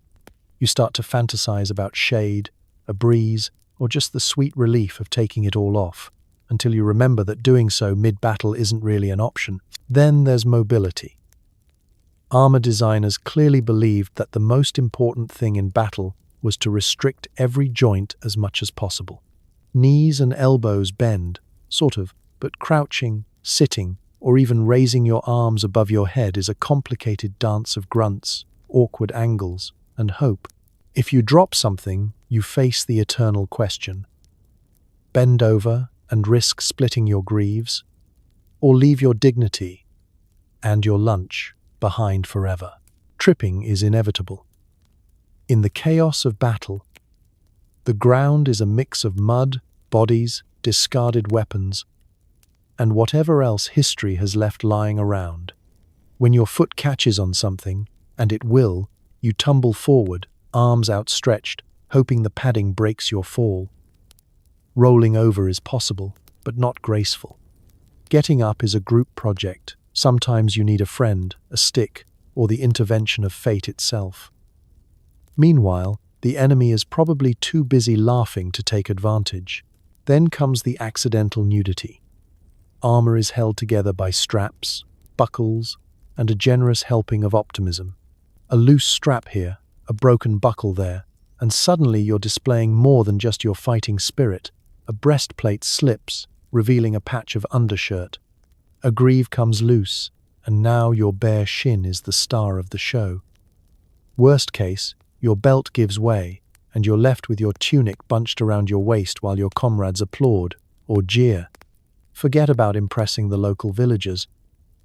You're just hoping nobody sketches the scene for posterity. Don't even get started on helmets. They pinch, they wobble, and they restrict your vision to a narrow slot, if you're lucky. Sweat pours into your eyes, and the constant clang of steel on steel echoes in your skull. Every step, swing, and stumble is accompanied by the reassuring rattle of a tin can rolling downhill.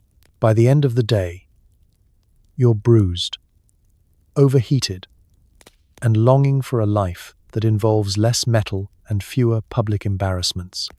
The armor may save your life, but it also ensures you'll never forget the experience, mostly because you'll be picking padding out of strange places for weeks. In medieval war, your greatest struggle isn't always the enemy, it's just keeping your armor and your dignity intact. Survive that, and you might just make it to tomorrow's disaster. If you're hurt, congratulations. The options are infection, amputation, or being left where you fall. There are no painkillers, only a hearty cup of this will hurt, and a new nickname, usually Lefty. If you're hurt, congratulations. The options are infection, amputation, or being left where you fall. There are no painkillers, only a hearty cup of this will hurt, and a new nickname, usually Lefty. Injuries are inevitable in a medieval battle, and you quickly learn that the real danger isn't always from swords or arrows. It's from everything else that comes after. The moment you feel the sharp sting of a cut or the deep thud of a bruise, you're playing the original lottery. Will this be the end, or just the start of another round of medieval medicine? First comes the pain. There's no such thing as a gentle injury. If you're lucky, it's a shallow slice that bleeds a lot but misses anything important. If you're not, it's a puncture, a crushed bone, or something sticking out that absolutely shouldn't be. You grit your teeth and hope nobody notices, because showing weakness is just asking for the sergeant to reassign you to even worse duty. After all, nothing says team player like dragging yourself across the field with an arrow sticking out of your leg. The trip to the surgeon's tent is a walk of shame, assuming you can walk at all. You'll find the barber surgeon surrounded by the wounded, a man with blood on his apron and a look that says, "I've seen it all," and none of it ends well.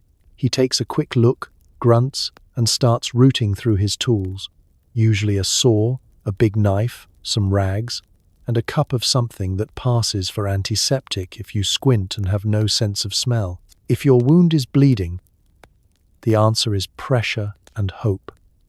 If it's deep, out comes the needle and thread, the same kind used on tents. No anesthesia here, just a quick drink of something strong and the command to hold still. If bone is involved, expect splints, rough bandages, and a lot of swearing. If you're really unlucky and infection sets in, you've got two choices. Wait for nature to take its course, or have something chopped off. Either way, you're about to learn more about pain than you ever wanted to know. Infection is almost guaranteed. Wounds fester, fevers spike, and soon your friends are placing bets on which day you'll get your first leech. If the limb goes black, amputation is next. The operation is quick, too quick really, and you're given a stick to bite and maybe a rag to hold. There's no ceremony, no guarantee, and definitely no clean tools. If you survive, you'll get a nickname and possibly a small cheer. If not, there's always a shallow grave and a brief mention at dinner. The really unlucky don't even make it that far. Some are left where they fall, either because there's no hope or because no one has the energy to drag them back. The battlefield is dotted with men groaning, cursing, and bargaining with any saint they can remember. Those who recover become legends, walking, limping, or hobbling reminders of what it takes to survive. Scars become badges of honor, missing fingers are conversation starters. You swap stories about the worst wounds, the wildest recoveries, and the miracle that is still being alive.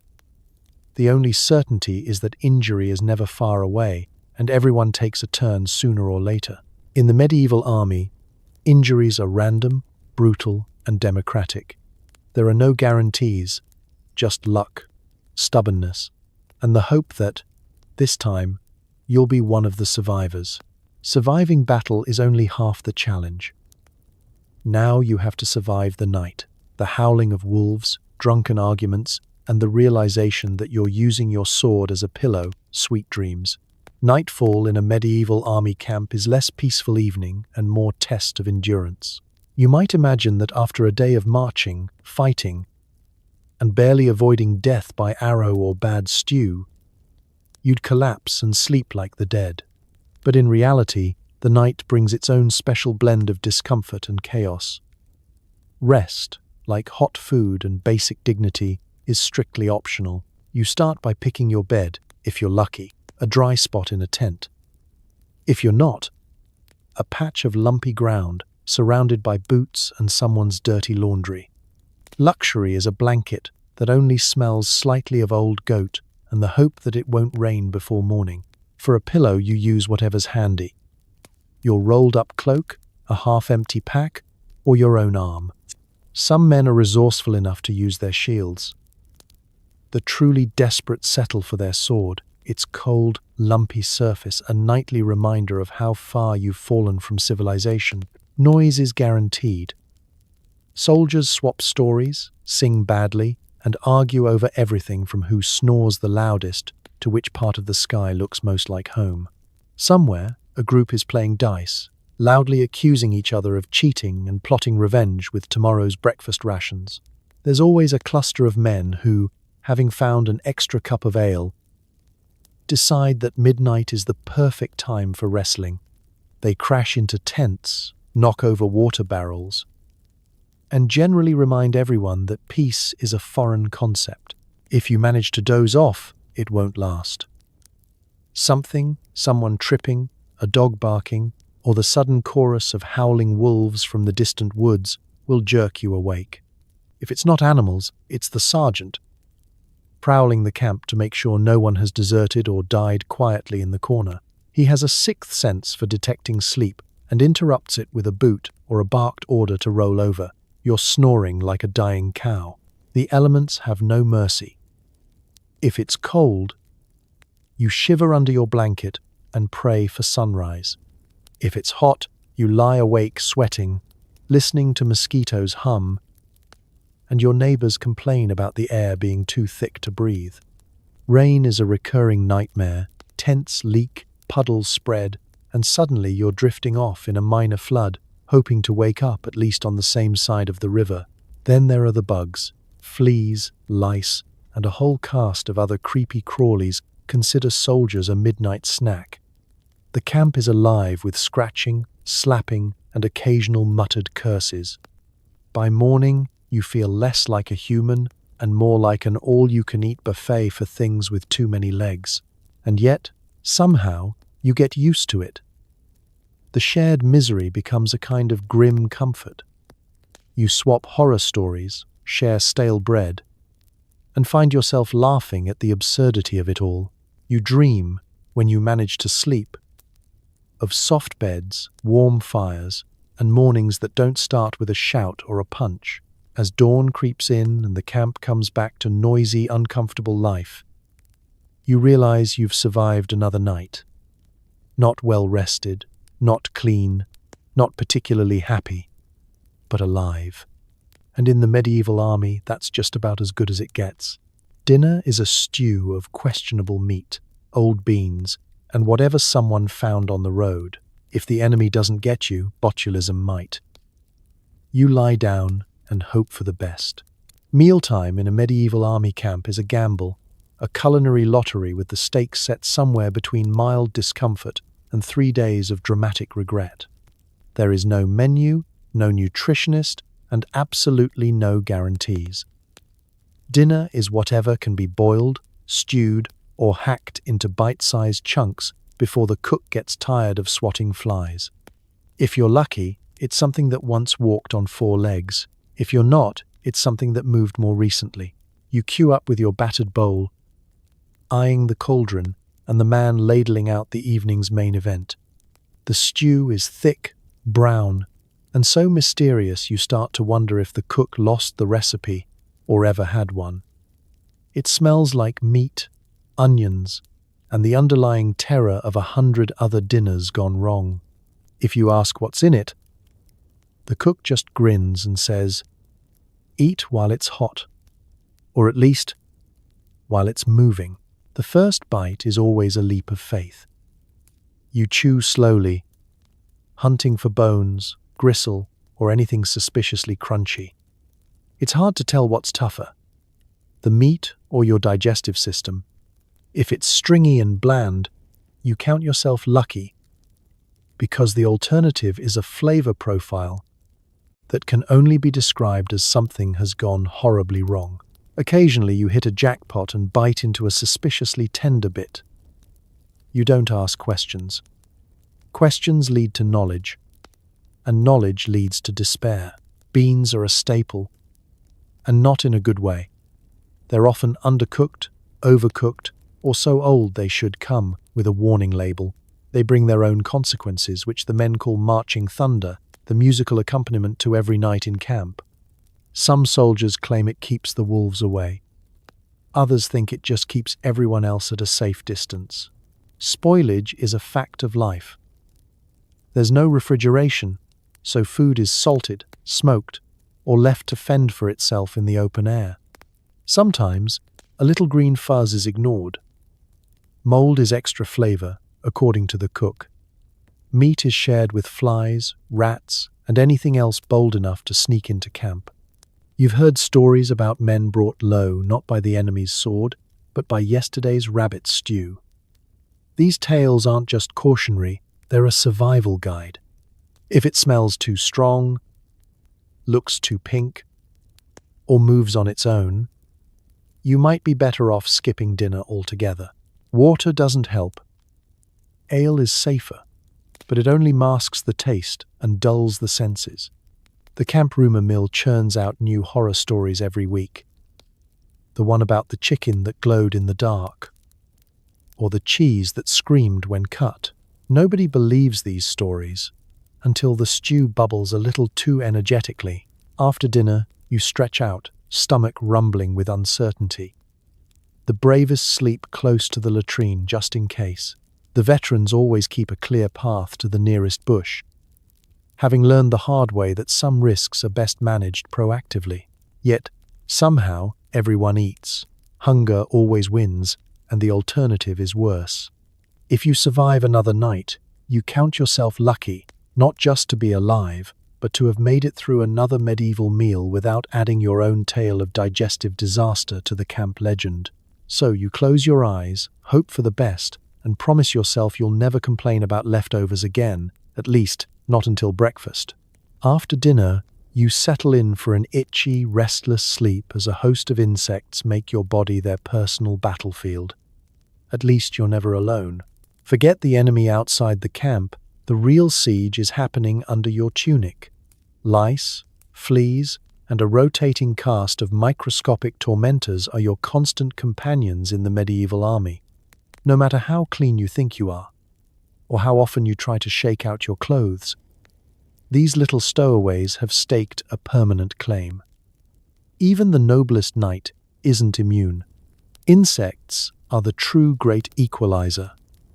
Everyone itches, everyone scratches, and everyone blames everyone else. The trouble starts with lice. These tiny vampires are everywhere. On your scalp, in your beard, even hiding in the seams of your only shirt. They multiply overnight, thriving in the cozy warmth of your unwashed hair. The first sign is the itch, spreading from your neck to your temples, and soon you're locked in a daily duel with invisible enemies. You become an expert at scratching without looking too desperate, but subtlety fades quickly. By bedtime, the tent is filled with the gentle chorus of men scratching in unison, a sound more reliable than the camp rooster. Fleas are next. They're smaller, meaner, and far jumpier. You feel the tiny bites on your ankles and legs, like sharp little pinpricks that never stop. The camp dogs are the main suppliers. But at this point, fleas seem to arrive from thin air. You compare bite patterns with your neighbors like it's a contest. Who has the worst rash? Who's found the biggest flea? Who's managed to squash one before it got away? It's communal suffering, and the only cure is mutual commiseration. If you think you're safe at night, think again. The bedroll is a buffet for every bloodsucker in the county. You spend half the night itching, the other half hunting tiny black specks that scatter at the first sign of light. Sometimes you think you've won, only to wake up scratching a new spot. The lucky few rotate sleeping positions, trying to throw the insects off the scent. The unlucky ones just give up and accept their fate. There are folk remedies, of course. Some swear by herbal salves, others by smoke from the campfire, and a few even try shaving off all their hair, only to discover that lice simply migrate to new, more inventive locations. Soap is rare, water even rarer, and cleanliness mostly a fantasy. The best you can do is shake out your shirt, hope for a cold snap, bugs hate frost, and make peace with your new identity as an ambulatory buffet. The officers aren't spared either. You hear them grumbling as they scratch under their gleaming armor. Even the sergeant, who pretends to be above such indignities, is caught sneaking a scratch behind his ear when he thinks nobody is watching. There's a silent, shared agreement not to mention it out loud. Insects are the only thing the entire army can agree on. They're here to stay, and no one escapes. By morning, you're sleep-deprived, cranky, and ready to trade all your worldly possessions for a single clean shirt. But at least you know one thing for certain. No matter how lonely, bored, or miserable you feel, you're never truly alone. Not with an army of tiny nightmares to keep you company. In the medieval army, it's not just survival of the fittest, it's survival of the itchiest. And that, more than any battle, is the real test of endurance. You consider running away, but there are guards, dogs, and the possibility of being hanged for cowardice. Plus, you're not sure you could even walk to the next village without collapsing. After days of mud, battle, and questionable stew, the idea of simply slipping away in the night starts to look more and more attractive. The camp is a waking nightmare, cold, crowded, and crawling with lice. You dream of home, of clean sheets, and a life where the loudest thing at night is a snoring spouse, not the man next to you choking on his own beard. Desertion, just leaving it all behind, seems like the most sensible thing anyone could do. Except, of course, it isn't. First, there are the practicalities. The army isn't exactly subtle about keeping its soldiers in line. Guards patrol the perimeter, eyes peeled for anyone lurking in the shadows. Dogs, lean, mean, and far too enthusiastic, sniff around camp, eager for a chase. There are traps set in the undergrowth, pits cleverly disguised as rabbit holes. The message is clear. You're not just fighting the enemy, you're fighting your own side's security system. Then, there's the problem of what comes after. Let's say, by some miracle, you actually manage to sneak past the guards and escape into the darkness. Now what? You're in the middle of nowhere, lost in unfamiliar woods or fields. The locals don't trust wandering strangers, especially ones with bad haircuts, worse hygiene, and an accent that says just fled the nearest battle. You'd have to find food, avoid patrols, and hope you don't stumble into a swamp or an enemy outpost by mistake. Even if you make it to the next village, things don't get any easier. The laws are harsh. Desertion is a hanging offense, and the army loves a public example. If you're caught, you can expect a very short trial and a very long drop. Word travels fast. Innkeepers, merchants, even children are on the lookout for unfamiliar faces. One wrong move, one unlucky conversation, and you'll find yourself back in camp under much less pleasant circumstances. And what about your conscience? For all its miseries, army life is a brotherhood of sorts. You eat, march, and fight with the same men, sharing what little comfort and humor you can scrounge. Abandoning them, especially on the eve of a big battle, carries a sting. Even if you could live with the shame, the stories about what happens to deserters are enough to keep most men rooted to their muddy spot. Some try to fake illness or injury, hoping to get sent home. But the army doctors are used to theatrics. Miraculous recoveries are met with chores twice as unpleasant as battle. Others talk big about leaving. But when darkness falls and the watchfires burn, they curl up and stay put, comforted more by the presence of familiar misery than by the risks of escape. Of course, there are a few legends, the ones who really did slip away and made it home. They're whispered about in awe, but nobody ever meets them. More often, you hear about the ones who were caught, heads on spikes, names struck from the rolls, the ultimate warning to the rest. So you stay, even when every muscle aches to leave. Because as bad as things are, the world outside might just be worse.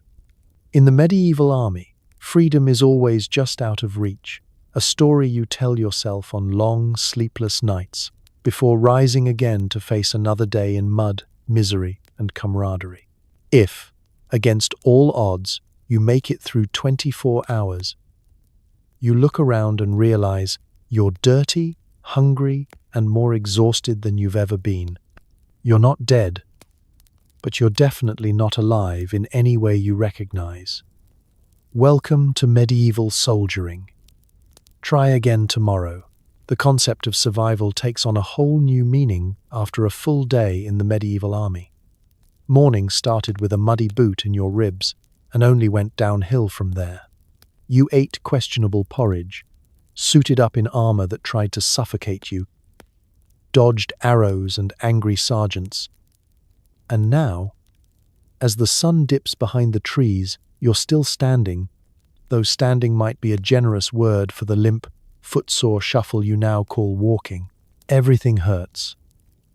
Your muscles ache from marching, your shoulders are bruised from armor, and your stomach makes noises that scare even the bravest rats. The air around you is thick with the stench of sweat, mud, old beans, and the lingering hope that tomorrow's breakfast won't fight back. You're so filthy that, if you ever make it home, your own mother might mistake you for a minor local monster. Your mind is barely hanging on. The day's chaos plays back in blurry flashes, charging into battle, arrows raining down, the blur of swords, and the ever-present panic that this might be your last sunrise.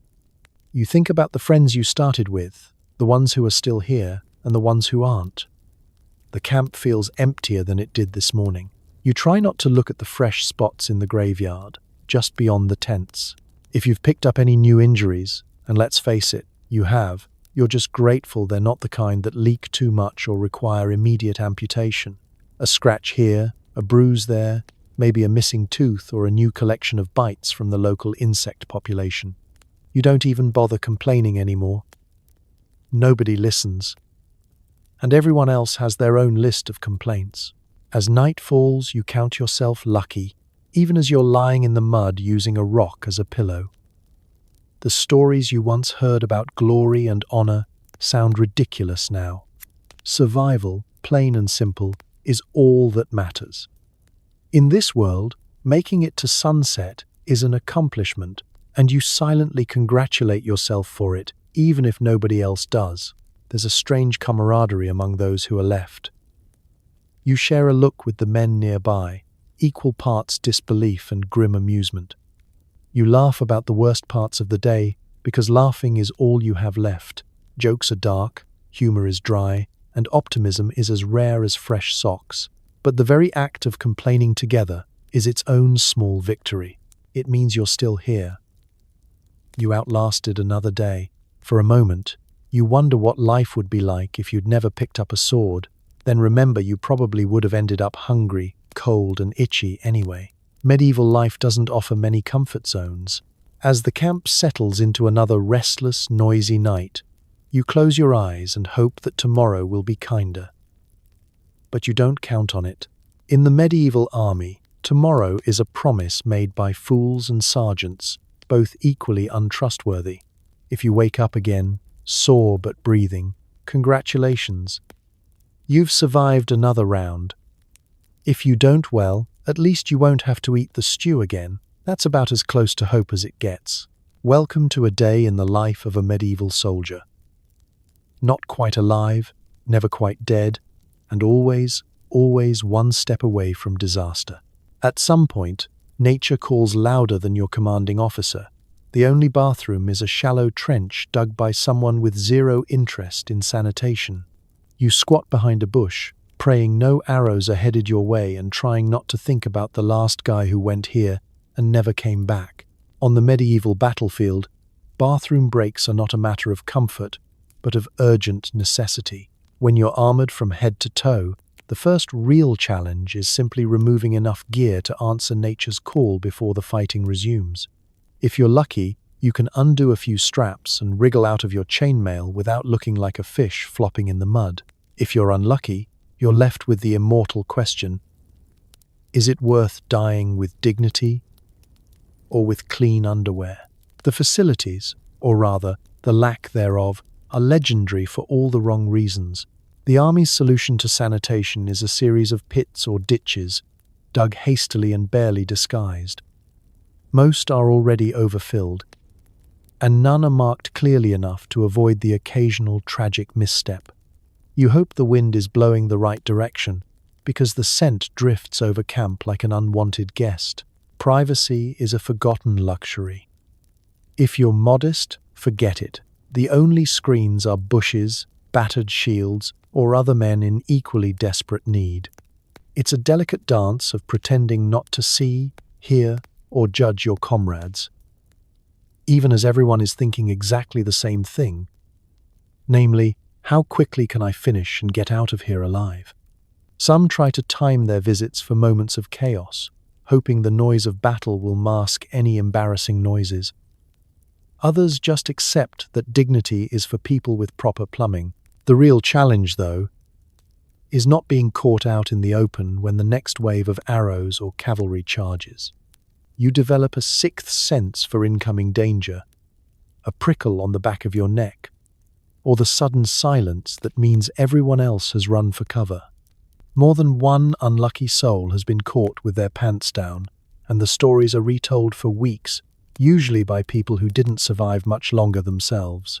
Toilet paper, as you know it, does not exist. If you're lucky, you find a handful of moss, a cleanish rag, or maybe some leaves that don't sting or cause an unexpected rash. Improvisation is the mother of sanitation. Wiping with a handful of grass is considered a good day. A smooth rock is luxury. If all else fails, you just hope the next rainstorm will solve your problems for you. After you finish your business, there's no tap to wash your hands. Water is too precious to waste on hygiene, so you wipe your hands on the grass, your tunic, or just hope the next thing you touch isn't food. Everyone smells, and no one cares. You're equally likely to get sick from the bathroom as from the battlefield. But the biggest threat is still embarrassment. Despite all of this, bathroom breaks become a source of grim humor. You swap stories about the worst ditches, the close calls, the embarrassing noises. Survival is about more than just avoiding swords. It's about getting through the most basic parts of life without disaster. So next time you complain about a public restroom, remember, on the medieval battlefield, the only thing worse than fighting for your life is fighting for your right to go in peace. You notice your fellow soldiers clutching little tokens, rabbit feet, saint medallions, or a suspiciously greasy feather. Some mutter prayers before battle, others swear by lucky socks they haven't washed since last Christmas. The only real magic is if any of you make it out alive. But you figure a quick prayer can't hurt much. In the world of the medieval army, where odds of survival are somewhere between unlikely and miraculous, superstition is as necessary as a sword. Before every battle, the camp is alive with rituals, whispered charms, and nervous bargains made with saints, spirits, and anything else that might be listening. No one admits to believing in luck, at least not out loud, but you can see it in the way men finger their talismans and avoid walking under the officer's tent rope, which everyone knows is bad luck. Charms are everywhere. Some wear little pouches of herbs around their necks, stuffed with garlic, rosemary, or whatever the local wise woman swore would ward off evil. Others have small bones tied to their belts, borrowed from churchyards or scavenged from last night's stew. The more devout carry saint medallions, kissing them before battle or pressing them to their hearts with a desperate hope. One man insists his rat skull keeps him safe. Nobody argues, because he's survived 3 battles and a latrine collapse. Then there are the prayers. Soldiers pray to every saint imaginable: Street George for courage, Street Christopher for safe travel, Street Barbara for protection from sudden death, which, in this line of work, is pretty much the job description. Some men get creative, mumbling bargains with lesser-known martyrs or the local river spirit, promising to light a candle or donate a chicken if they make it through the day. Of course, personal rituals multiply. Socks are worn inside out, shirts are never washed on a Thursday, and everyone knows not to sharpen their sword before breakfast. There's a man who refuses to eat beans on the eve of battle, claiming they bring bad luck and, worse, bad wind. Some soldiers mark their shields with strange symbols, a mix of church Latin, local dialect, and whatever looked impressive when they saw it carved into a tree. No one is above clutching at hope, however strange. The fear of curses is just as strong. Soldiers avoid the unlucky part of camp, the tent where the last man to die slept, the patch of ground that never seems to dry. You'll hear whispers about omens, a raven seen at dawn, a dog howling at midnight, a dropped coin that lands the wrong way up. These are discussed with the seriousness usually reserved for battle plans, because if fate is fickle, it helps to hedge your bets. Mockery is common, at least on the surface. Men joke about each other's charms, swap wild stories about a cousin's uncle who dodged every arrow thanks to his grandmother's lucky turnip. But everyone has a line they won't cross, a habit they won't break. Just in case the universe really is keeping score. You find yourself making your own deals as battle approaches.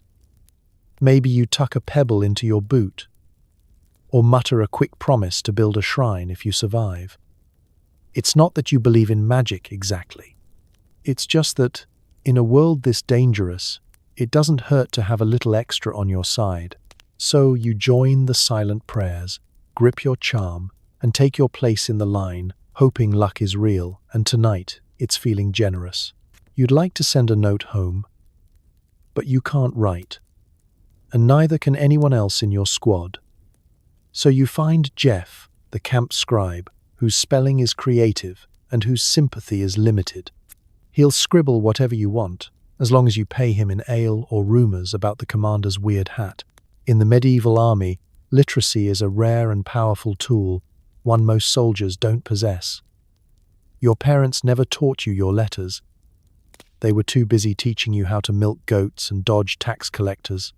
The only books you've ever seen were chained to the church lectern, guarded by a priest who looked like he might bite. So when it comes to sending word home, you join the queue at Jeff's makeshift desk, a splintery board balanced between 2 barrels and covered with ink blots, breadcrumbs, and at least 3 dead flies. Jeff is a legend in his own right. Nobody knows where he came from or why he stuck around. Some say he's a failed monk. Others think he just enjoys spelling people's names in new and exciting ways. He keeps a quill tucked behind one ear, has ink stains up to his elbows, and wears spectacles so thick he could use them as shields. His main qualification is that he can make marks on parchment that, with some squinting, pass for words. The process is as follows. You hand Jeff your precious scrap of parchment, or failing that, an old bit of cloth or bark, mutter your message, and hope he translates your thoughts accurately. Jeff listens, frowns, then repeats your message back, usually with some editorial improvements. You wanted to say, "I'm alive, send socks." Jeff writes, "Your loving son, enduring the glories of war, requests fine woolens and blessings." Subtle, but effective. Privacy is non-existent.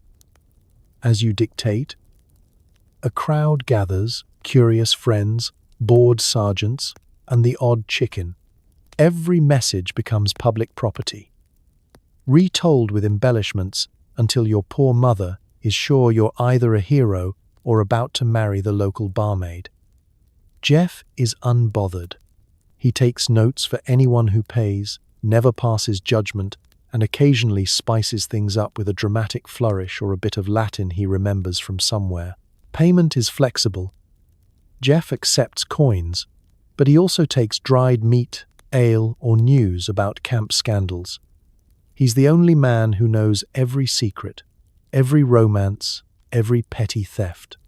If you want your letter sent quickly, you might have to sweeten the deal, maybe a good story, maybe an IOU for your next turn on latrine duty. Sometimes, messages actually make it home, carried by a passing merchant, a wandering friar, or the rare official courier. Your words cross miles of mud, war, and hungry wolves.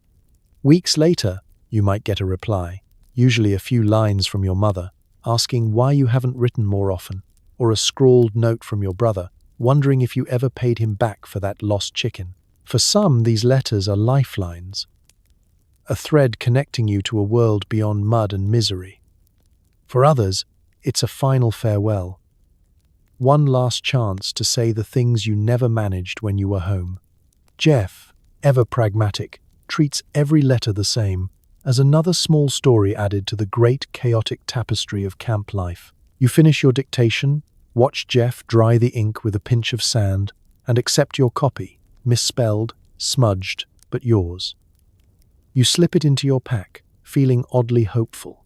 In a world where tomorrow is never guaranteed, even a poorly written letter is proof you're still fighting, still thinking of home, and still, somehow, holding on. You're not always marching or fighting. Sometimes you're just waiting. For days or weeks, trapped outside castle walls, you eat stale bread, watch for falling chamber pots, and bet on how many rats you'll catch by sundown. If you're really lucky, someone starts a song. If you're not, it's another round of Count the Boils. A siege sounds exciting in stories. In reality, it's a test of patience, endurance, and your ability to cope with crushing boredom. Once the army settles in and the camp is built, the real enemy isn't the defenders behind the wall, it's time itself. Your job, for days on end, is to sit, stand, or pace while staring at a castle that stubbornly refuses to surrender or fall down on its own. Some men joke that the walls are held up by pure stubbornness and the ghosts of failed attacks. Every day follows the same routine. You wake up to a chorus of groans and the ever-present scratching of lice. Breakfast is the same as lunch, and lunch is the same as yesterday. Hard bread, dubious stew, and whatever you manage to borrow from the baggage train. If you're lucky, you get a turn at the campfire. If not, you gnaw your bread until it's soft enough to swallow, or you lose a tooth trying. The waiting is punctuated by the occasional shout or alarm. Someone spots movement on the battlements, or an archer sends a warning shot your way. Mostly, though, you spend your days dodging insults, rocks, or, if your luck is truly bad, the contents of the defender's chamber pots. Nothing builds character like narrowly avoiding a rain of sewage from 40 feet up. To pass the time, you invent games. Some soldiers bet on how long until the next assault. Others start a rat-catching competition, proudly displaying their trophies and daring the cook to add them to the next stew. You whittle sticks, trade tall tales, and when things get desperate, compare boils. There's always someone who claims theirs is shaped like a famous saint. Rats, of course, are everywhere. They swarm the camp by the hundreds, bold as brass and twice as fast. At night, you feel them scampering over your feet, nibbling on whatever crumbs you failed to guard. More than one soldier wakes to find a rat tugging at his blanket or chewing on his bootlaces. Some brave souls adopt a camp cat, but most felines quickly realize there are easier ways to make a living. Personal hygiene, never a strong point in army life, declines rapidly. You wash with rainwater when you can, but mostly you accept that you'll smell like a damp blanket for the foreseeable future.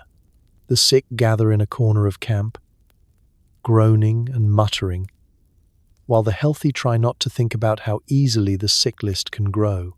The boredom is occasionally broken by a skirmish, a half-hearted assault on the wall, a sally by the defenders, or an argument between the officers that devolves into shouting and finger-pointing. Sometimes, someone tries to tunnel under the wall or build a ram. Usually, this ends in disappointment and a lot of mud. Mostly, you wait and wait. Days blur into weeks, and the castle seems as indestructible as ever. You start to wonder if the siege will end before you do. At night, you stare at the stars, dreaming of a bed, a bath, and a meal that doesn't squeak. Siege life is misery, patience, and an ongoing lesson in humility, taught by a wall that simply won't budge. If, by some twisted miracle, you make it longer than most, you're rewarded not with glory but with more responsibility, like carrying heavy equipment or shouting at the new recruits to walk it off when they lose a toenail. Welcome to the middle management of misery, where your new title is target. The medieval army's idea of a reward is as warped as its sense of comfort. There's no ceremony, no shiny badge, just a curt nod from the sergeant or, if you're unlucky, a clap on the back that nearly knocks you into the nearest fire pit. One morning, you're just another mud-stained face in the crowd. The next, you're told to watch over the new lads because you seem less likely to die today. High praise indeed. Your new duties are legion. First, you inherit all the worst jobs: organizing gear, fetching water, and making sure nobody accidentally sets the camp on fire. Again, you're in charge of waking everyone before dawn, which instantly makes you the most unpopular person in camp. Second, only to the cook on bean night. The sergeant hands you a stick and tells you to keep them in line, which mostly means shouting louder and trying to remember the names of men who all look equally lost. You spend your days refereeing squabbles, patching up bruised egos and bodies, and delivering lectures you barely believe yourself. Discipline is now your responsibility, which means stopping the brawls before they reach the officer's tent and inventing punishments that don't end in permanent injury. Your reward for handling one crisis is 2 more disasters and an accusation that you're getting soft. There's paperwork too. You never thought you'd see so many lists in your life: roll calls, ration counts, lost equipment forms, usually lost by you somehow. The scribe, Jeff, is no help, as he seems to spell every name differently each day and occasionally invents new recruits just to keep things interesting. You soon realize why the last man in this job started talking to his boots and wandering off in the rain. Supervision means no more hiding at the back during drill or sneaking an extra nap behind the baggage cart. Now you're expected to set an example. That means keeping your uniform marginally cleaner, your boots somewhat laced, and your beard trimmed at least once a month. Any sign of weakness is noticed and pounced on by the men who were your equals only yesterday. And yet, the dangers multiply. Officers expect you to lead the charge, break up fights, and be the first to volunteer for special duties. Special, of course, means unpleasant or potentially fatal. When things go wrong, and they always do, you're the first one they blame and the last one they thank. Leadership, you realize, is another word for being in the wrong place at the wrong time, but there are small compensations. The other veterans nod at you in the morning, and the green recruits sometimes look at you as if you might know what you're doing. You earn a bigger portion of stew, barely, and the right to mutter bitter wisdom under your breath. Back in my day, you start to say, until you remember your day was just last week. So if you find yourself promoted, don't celebrate too soon. In the medieval army, advancement means more headaches, more chores, and a higher chance of being noticed when arrows start flying. But hey, you're still alive, and that, as you well know, is the rarest title of all. As night falls and you drift away from the mud, blood, and barely edible turnips of medieval soldiering, take a slow breath and let the chaos fade into the background. You've survived your first, and probably last, 24 hours on the battlefield, dodging arrows, battling armor, negotiating with your own digestive system, and discovering new ways to regret all your life choices. Tonight, as you nestle into your impossibly soft mattress, surrounded by clean sheets and blissful silence, spare a thought for the soldiers of the past. For all their bravado, most weren't heroes or villains. They were tired, hungry, slightly confused people just trying to make it through one more day without being run over by a horse, hit by flying soup, or bitten by something living in their boots. Their struggles were real, their complaints eternal, and their chances of survival, well, you've seen the odds. But beneath all the grime and gallows humor, there's something worth honoring. These were people who endured every flavor of misery and still managed to joke about it. They fought for king, coin, or just the hope of seeing home again, carrying on in the face of discomfort that would send most of us scrambling for HR. Their resilience, sometimes stubborn, sometimes desperate, always a little absurd, is stitched into the story of survival that brought us here. So tonight, as you tuck into your clean bed with hot water, Wi-Fi, and indoor plumbing, maybe whisper a quiet thank you to your ancestors who survived lice, leeches, and armor that doubled as a sauna. Because history may be brutal and bizarre, but it's also proof that people are stubborn, hopeful, and, at their core, a little bit ridiculous. Sleep well, knowing you live in a world where breakfast doesn't fight back and the only arrows you'll dodge are in your inbox. Good night.